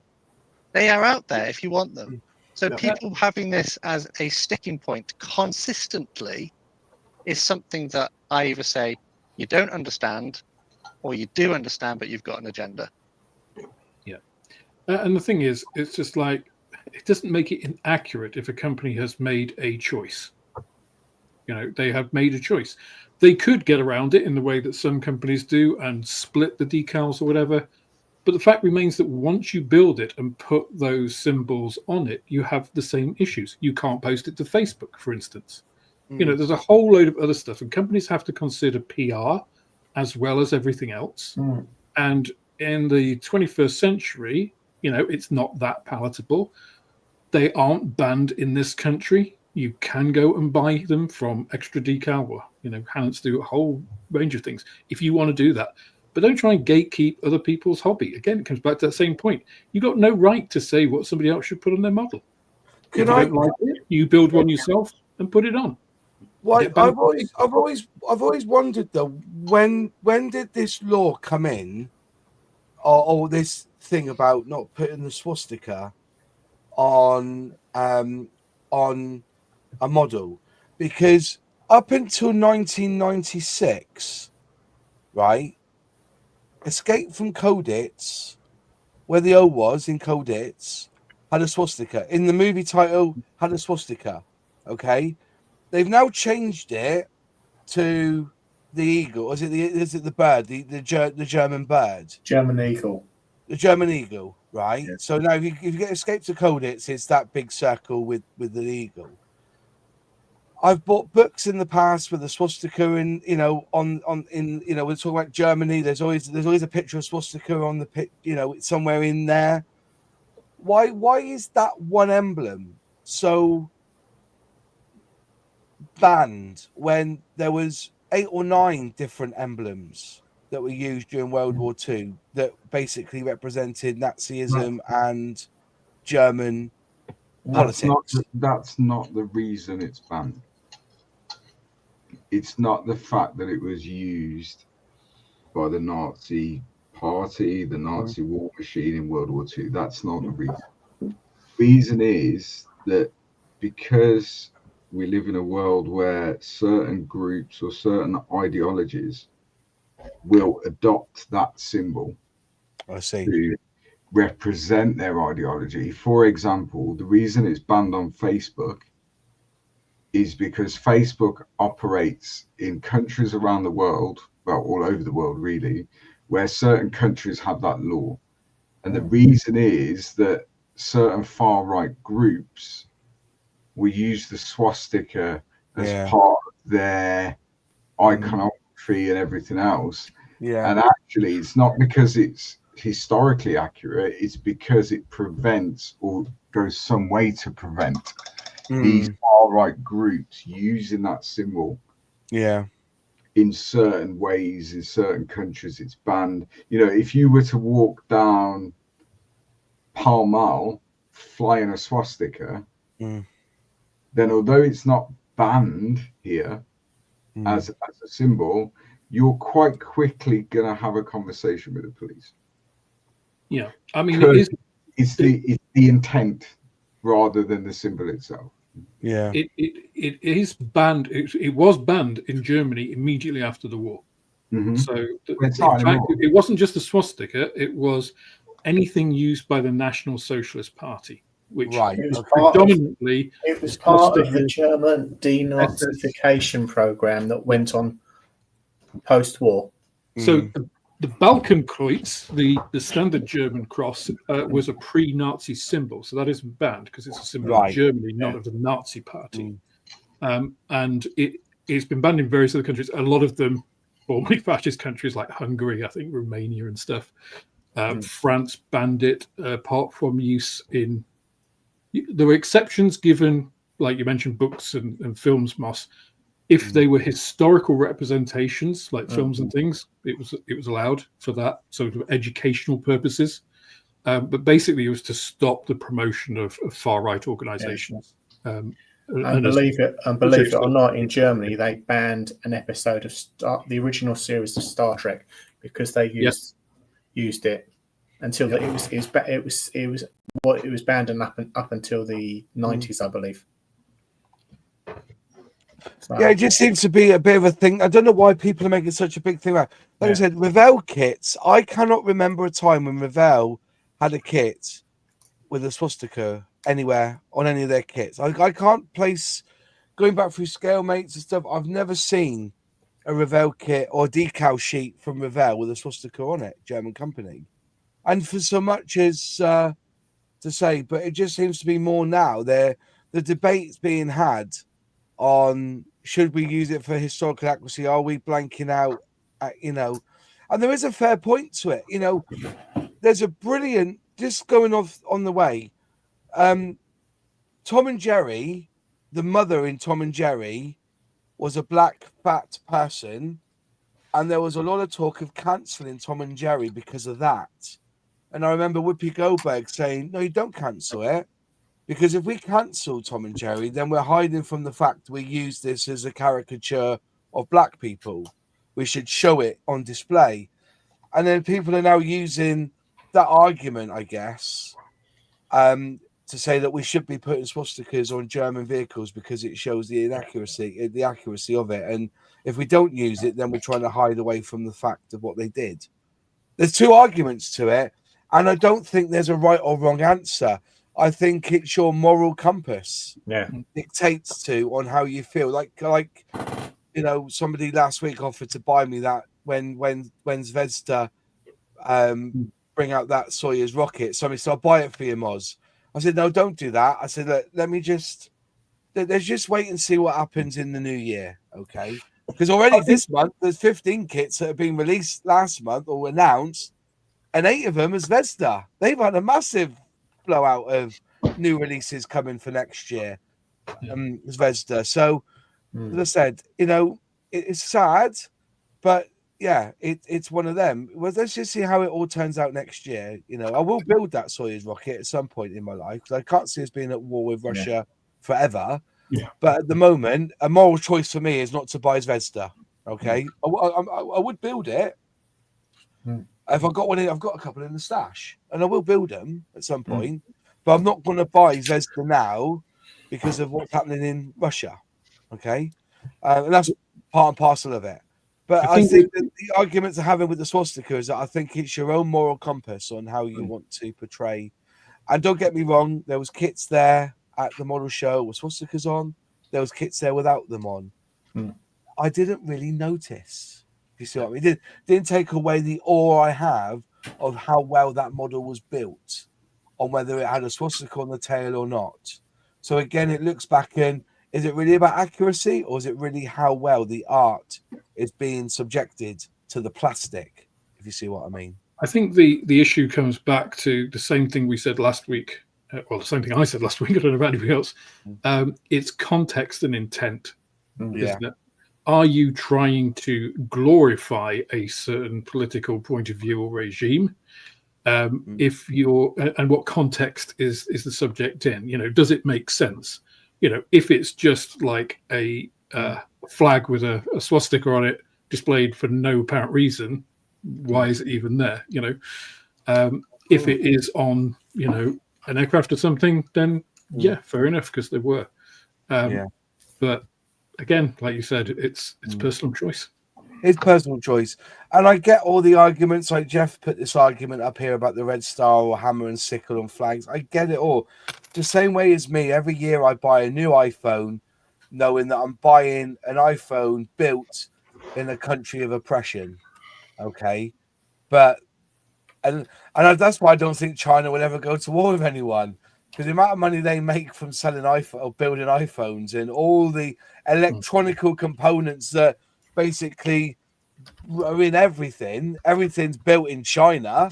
Even Santa Claus's presents, we all think he come from China or Hong Kong, so made in Hong Kong or China. I don't think China will go to war because they'll just go broke overnight because nobody would get anything built by them. So I don't think China will ever go to war with the world. If they do, they're foolish. Ultimately, none of this stuff, whether it's a red star, a swastika, a hammer and sickle, whatever it is, none of it, for what we do, right, none of it is a political statement. It absolutely isn't. And none of it really matters. The only thing we have to be careful of is if we're using social media, which wasn't designed for modelers, it's way bigger than that. We are 0.0.0 percentage of anyone that uses social media. Yeah. But if we are using social media, then we do have to kind of doctor photographs and that sort of stuff because we're playing by their rules. It's their sandpit. It's their sandpit, isn't it? And they can pull the plug real easy. So we have a rule on Black Rifle Model Works, no swastikas. It's not if you've spent months and months building an aircraft or a vehicle or a ship or whatever it may be, and then you're spending a couple of hours photographing it and getting the light right and the shadow right and all that stuff to be the best representation of that build, it takes less than 30 seconds to put a square or a blurred square over a swastika. It's not our rule. It's just social media, and people get just the algorithm. We're trying to erase history, and no, we're not. We're just playing by the rules because we want to keep the club running, and we don't want Facebook to pull the plug because someone has displayed a swastika in a public way that is against Facebook guidelines. As I said, we're going to move on from this subject because it is rather tiresome. But let me assure you, like Luke's saying here now, we don't allow swastikas on models on the Scale Model Club Facebook group because we got 2 warnings from Facebook, and we know it's an algorithm who took the post down and then warned us saying, if this happens again, we will close this group. Yeah. That is proof of point that AI is more dangerous at prevention of freedom of speech than anything else in this world.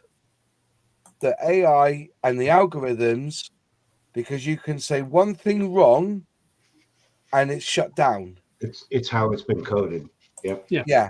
They lack context. They can't understand the intent of what something is there. Exactly. They can't differentiate a swastika being used to tell a story about the horrors of war, or one being used to promote an extreme ideology. Yeah, and also with any swastika, it's a symbol of peace. It's a symbol of luck. It's a lot of symbols. I've got a second edition copy of the Jungle Book story, and on the front of it is a swastika. On the front, it was backwards actually, because Rudyard Kipling used to put them on all of his books. It's worth a lot of money, by the way, but I've kept it because I got it. It's a special thing. Because he back then, before it was written, before Germany took it over. But I know that the intention was peace. But like I'm saying to you, for me personally, the real powers here is that because they can't be asked pay, they want to make as much money as they can. So rather instead of getting people to look at these problems, they're using algorithms and AI to dictate what you can post on these worldwide platforms. And for me, that's the biggest killer of freedom of speech. And the message is don't use Facebook. Yeah. Use Twitter. Yeah. So can we move on about plastic kits? Watch our channels. Yeah. Yeah. Exactly. Right. Let's move on from this debate because this is a good one. Hi guys. How do you decide what markings, colours you're making your model in? Are you like me? Do you have a certain theme you follow? I've got an answer for this. Mm. I have an answer for this.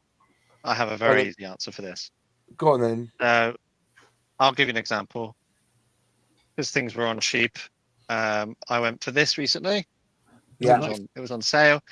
Inside of here, I don't know if it'll show up on the camera there. You get 3 paint schemes.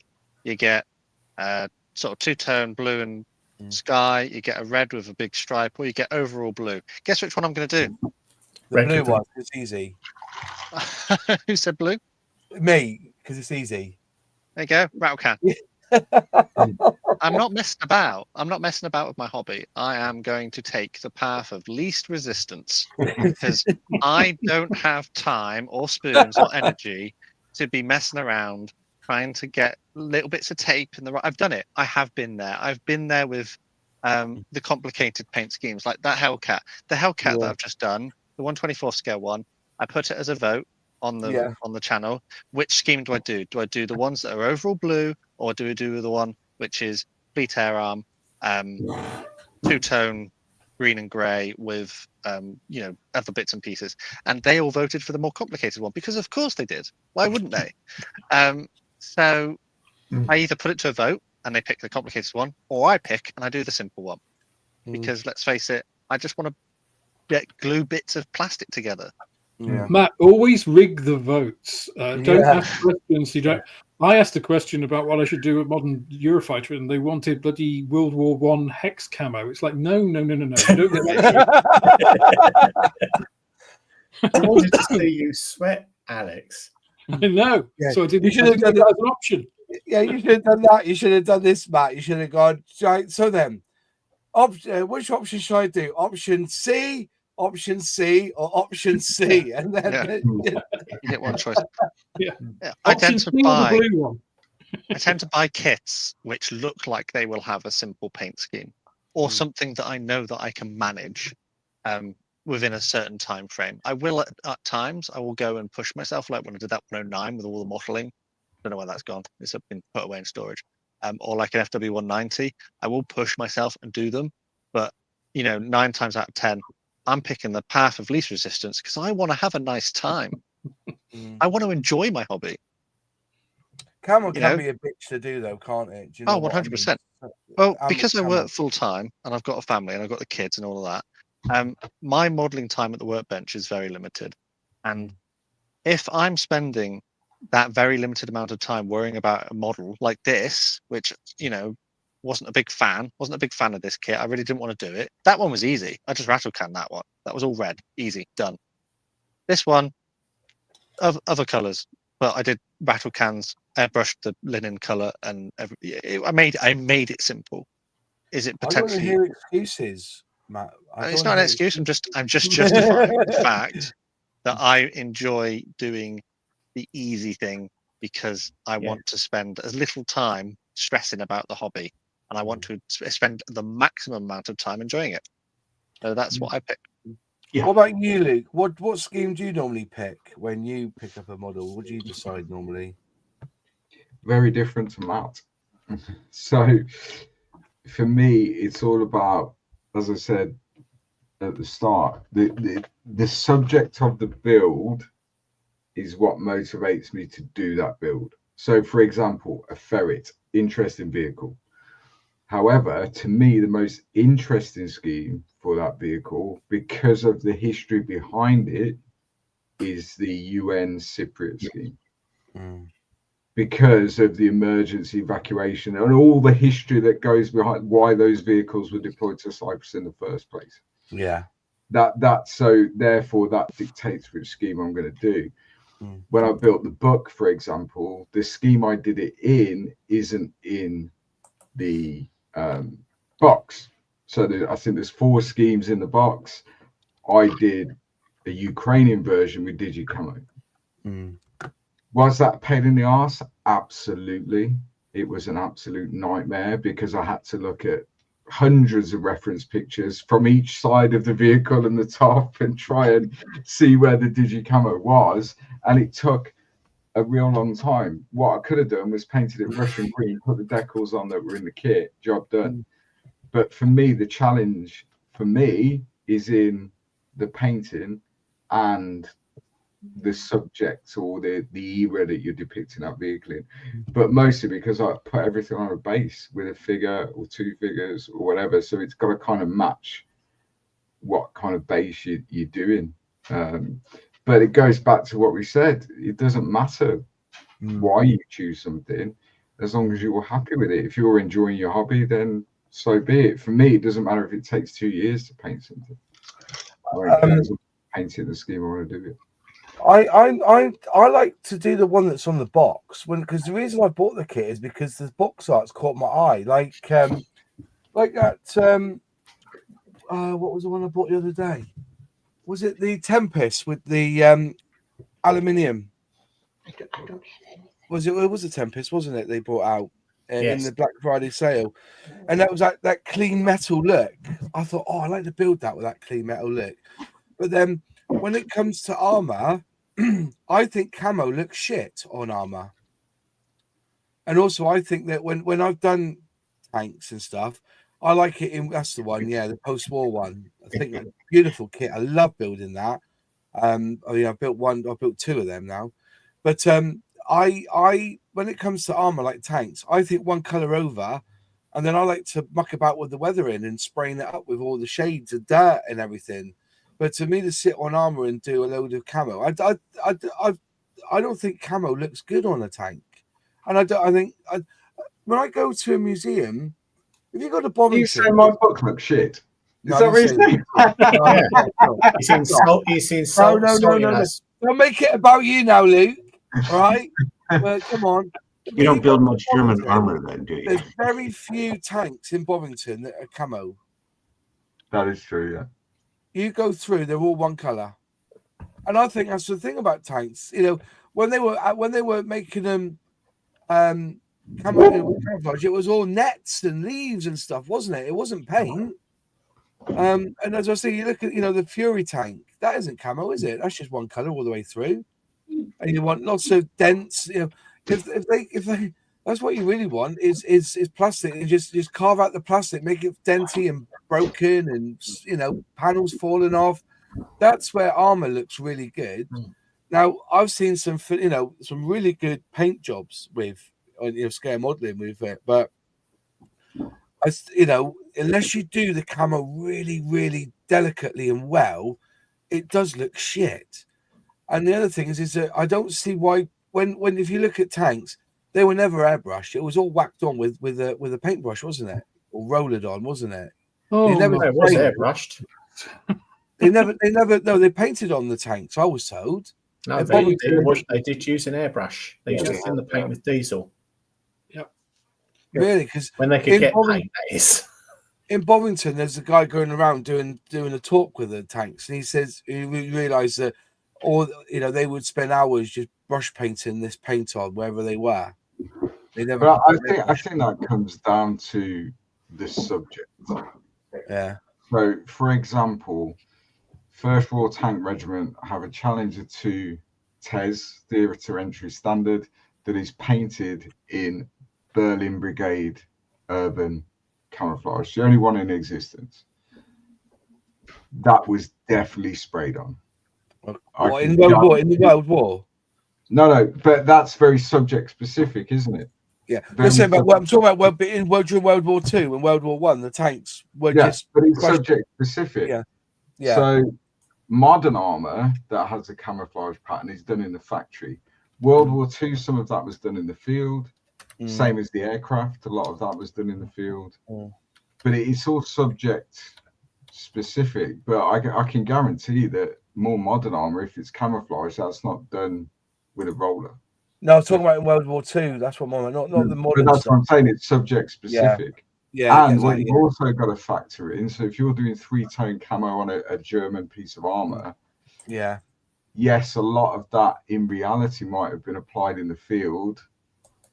However, then you're talking about scale effect and all that sort of stuff, which has a massive impact, and that's why people will airbrush that camo scheme on. Because it's 35 times smaller than the real thing. So if you use a roller to put that camo on, it's going to look shit. Yeah. So there's that to factor in as well. You know? Yeah. How do you all balance your time between model making, content creating, and real world? What's real world, mate? What is real world? What is real world? No, as I said, it's so I go by scheme. What about you, John Alec? How do you pick your schemes? Do you go by the one on the box art, or are you more specific on how you finish off your models? I do tend to you could, if you were to roll the dice, the scheme I'm probably going to pick is the one on the box. Yeah. But I will consider, all of them, whatever. But you're right that, when they're marketing it, they're thinking, what's probably the most attractive scheme, right? Yeah. That's the one you put on the box, right? So it's what we call it's the front window display, right? You're going to put your best, what's going to attract people the most, in the front window. And so, but I will also pick a scheme that I know I can do. So there might be a scheme that's a little bit more advanced, or it's got all these different elements. I'm not going to pick that because I don't want that to become the Achilles heel of the build. I want to enjoy it.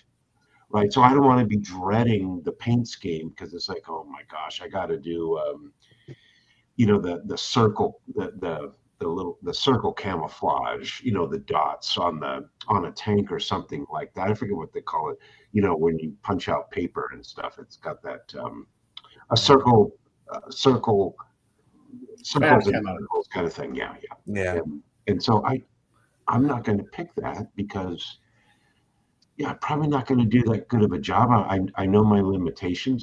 I know what I like to do, and that's what I go with because it is a hobby. Yeah. Dale was saying that if he said you can look at the sales figures, that any plane with teeth sell well. So you'll always see if there's a when they did the Spitfire Mark 5C, it was 5C, wasn't it? The latest one that he did in 1/72nd scale, that had shark's teeth or teeth on the front, didn't it? As their box art. I think Tomahawk. Yeah, there we go. Matt's just put it up. No, that's the Tomahawk. That's a Tomahawk. Someone's been to a certain German supermarkets. This has been in the stash for ages. This one. Yeah.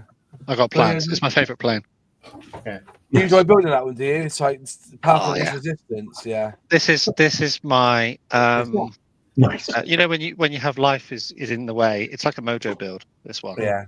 I've got 3 of these to do, but I'm going to do them all in different schemes.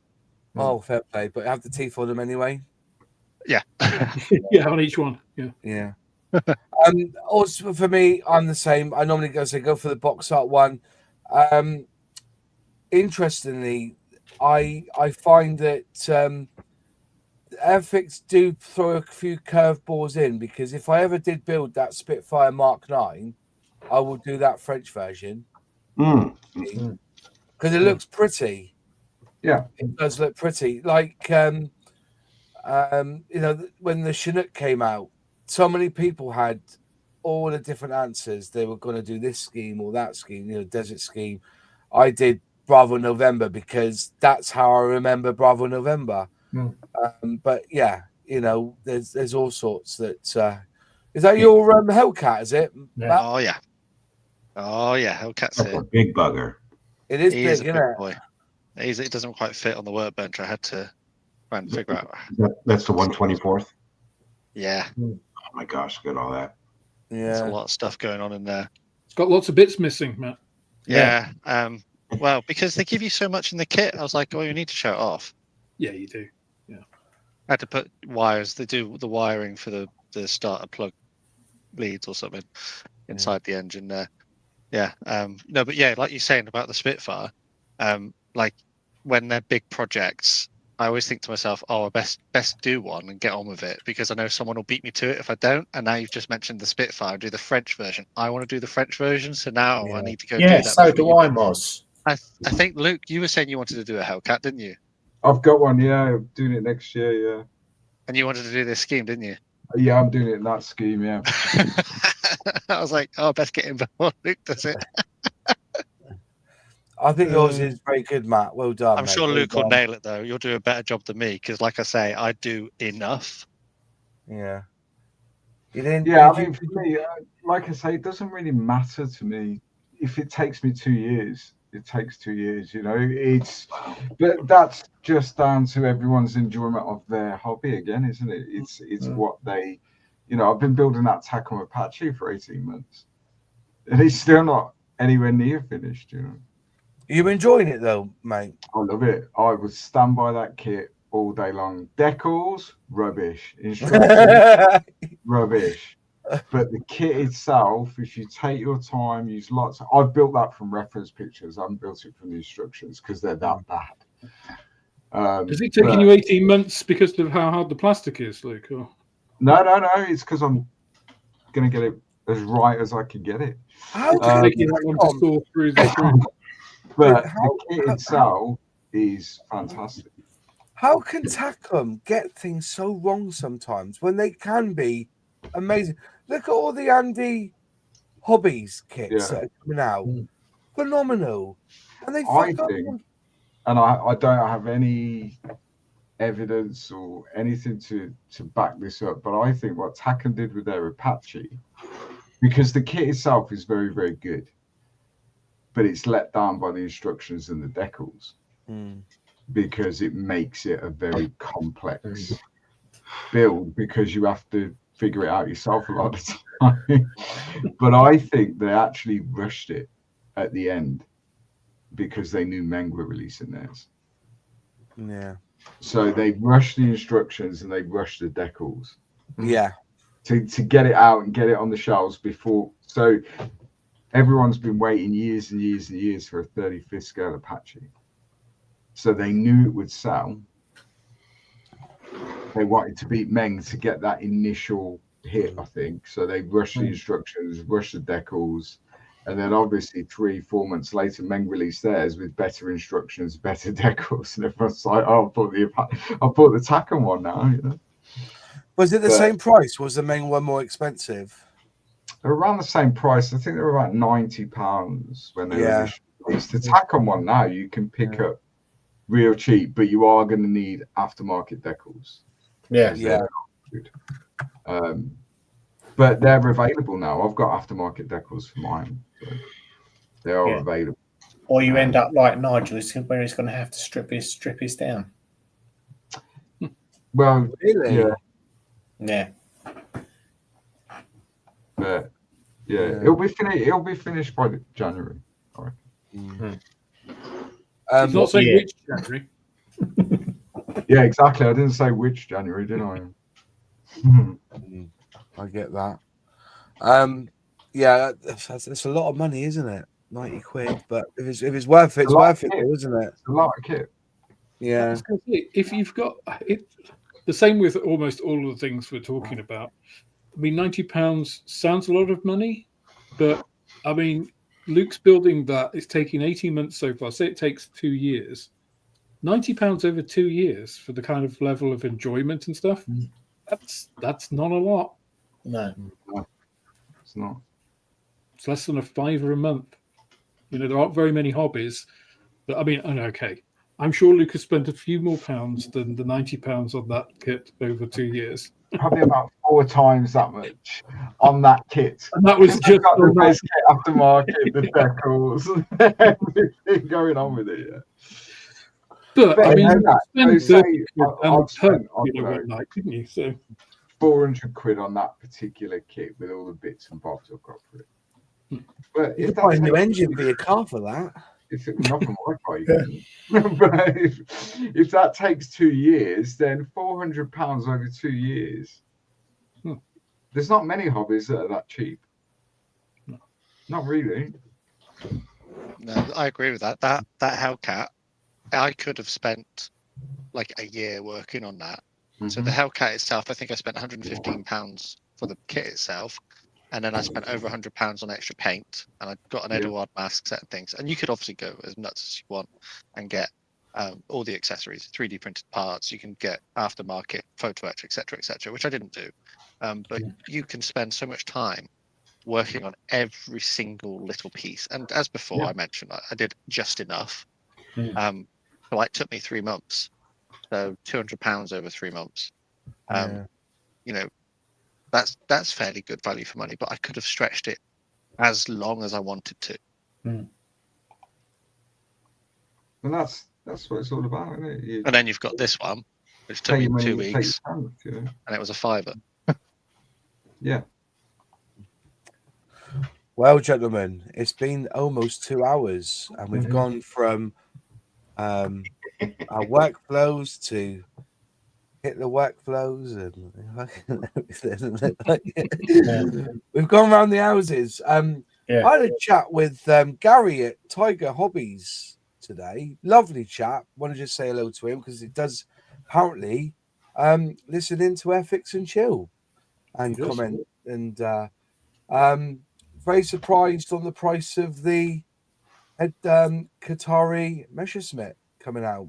It's going to be over 100 quid for that Messerschmitt BF 109K, and I kind of agree with him. Why they did a K and not a G, really?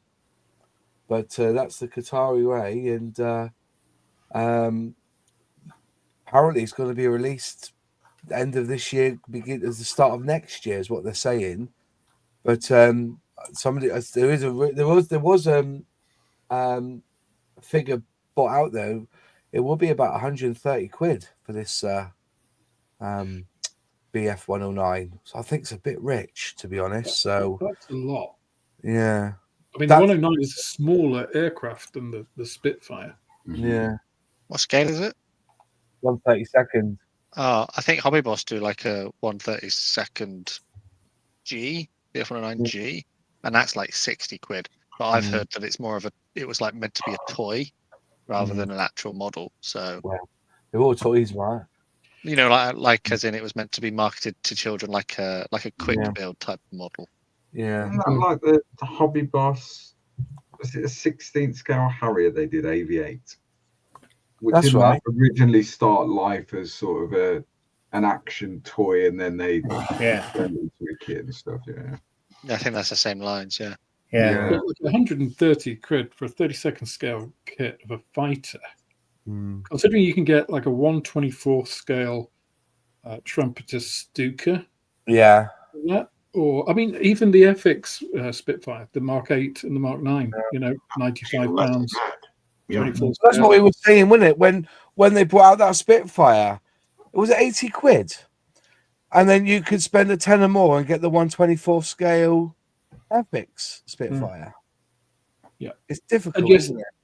Yeah, well, if you think about it, and it goes to what Matt was saying, and Luke as well, that Spitfire, when it first came out, that was the first kind of real big build that I'd done for a long time. Mm. First one, Airfix, for a long time, big stuff. Really, really enjoyable. Loved building the kit, Yeah. It went on, even though I was building it for the channel and stuff, it took several months, to get through it. Yeah. And there's the value for that. And I just built it out of the box, because it was for the channel, because that's what I do for the channel. Yeah. But building it, I was thinking, I'd really love to build this and go nuts on it as well. Yeah, because there's such an opportunity to. Mm. And you wouldn't have to spend that much more. You wouldn't have to just like get resin replacements for everything. There's certain areas that you could finesse and buy bits or 3D print or whatever, all the wiring for the engine and stuff. Mm. Say you spend another £50 on aftermarket. That's around the same price then that Qatari are putting this kit out for, which is a smaller scale and won't have any of that. It might be accurate, and the Curve Thirst is a lovely looking 109, probably the best of the best, but it's also fairly niche, really. Are you having me on, Gary? 124 Spitfire, 69 quid at Tesco online. Every little helps and all that. Are you taking the piss? When did Tesco start selling Airfix? Tesco online. Yeah. Really? They sell Airfix, Tesco online? They sell all sorts, mate. You probably get Viagra. £1.65 for Spitfire and Tesco's. £1.65. That's a bottle of lager, isn't it? Yeah. And not when I was there. Well, I didn't see a Spitfire. See, Airfix Spitfires 150 to 210 Canadian dollars here. Yeah, but that, I'm sure it's like Canadian dollars. Yeah, it's like, £68. Wow. What else have they got on Tesco? I bet it's not on the bottom shelf next to the Tesco Value Digestives. I'll tell you that much. Anyways. Yeah. Yeah. Oh, well, there you go then, folks. You can buy Airfix at Tesco's. Like I said, who would have thought that? Yeah, What I thought on earth I know. is going on? I know. I was going to say It's sold by Gauge. It's sold by Gauge Master. Oh, I see. Right. So it's like Tesco's his version of Amazon, is it? Yeah. Like, because I know what was it called again? Is it the Range? They had that thing where you could ship your own goods on their website. So it's a drop shipping thing. Yeah, it is definitely Gauge Master, isn't it? Yeah, Gauge. A lot of the companies don't go Gauge to Master down in Littlehampton, I think. Littlehampton, just down the road from Model Wax, where it's called Plus Wax, where it is. So, anyway, folks, thanks for joining us tonight. Nice to see you again, Matt. I've seen you for a long time, and I hope life's going well for you and your 50,000 subs channel, bastard. So, well, nearly. Thanks, Luke, for joining. Are you back on next week, Luke? Because we're going to get Andrew on. I will be. Try and get Jim on as well, because we can have him chat. You can have a chat to him, IPMS to IPMS guys, So that's the plan next week. He said he would love to. You've got to find out a time. So I've got to email him back. He emailed me just before I come on here, actually, that he'd love to come on. 8 p.m. start. I'm going to text him. So he's watching tonight. 8 p.m. start for you next week, Andrew. I'll have a chat with him about how Model Worlds was for him. You can ask the Americans how they felt about coming over as well while he's on with Jim, if Jim can make it as well.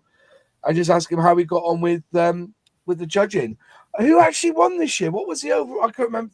I've not seen anybody say who won overall this year. Don't know. Anyone know? No. I've not seen anybody say who won overall this year and everything. So. But anyways, that's it from us. We'll be back next month. Thanks, Alex, for coming on. Thank you, John. Thank you, James. Thank you, me, for coming on. And we'll see you next week. Have a good one, folks. Take care and goodbye. Bye-bye.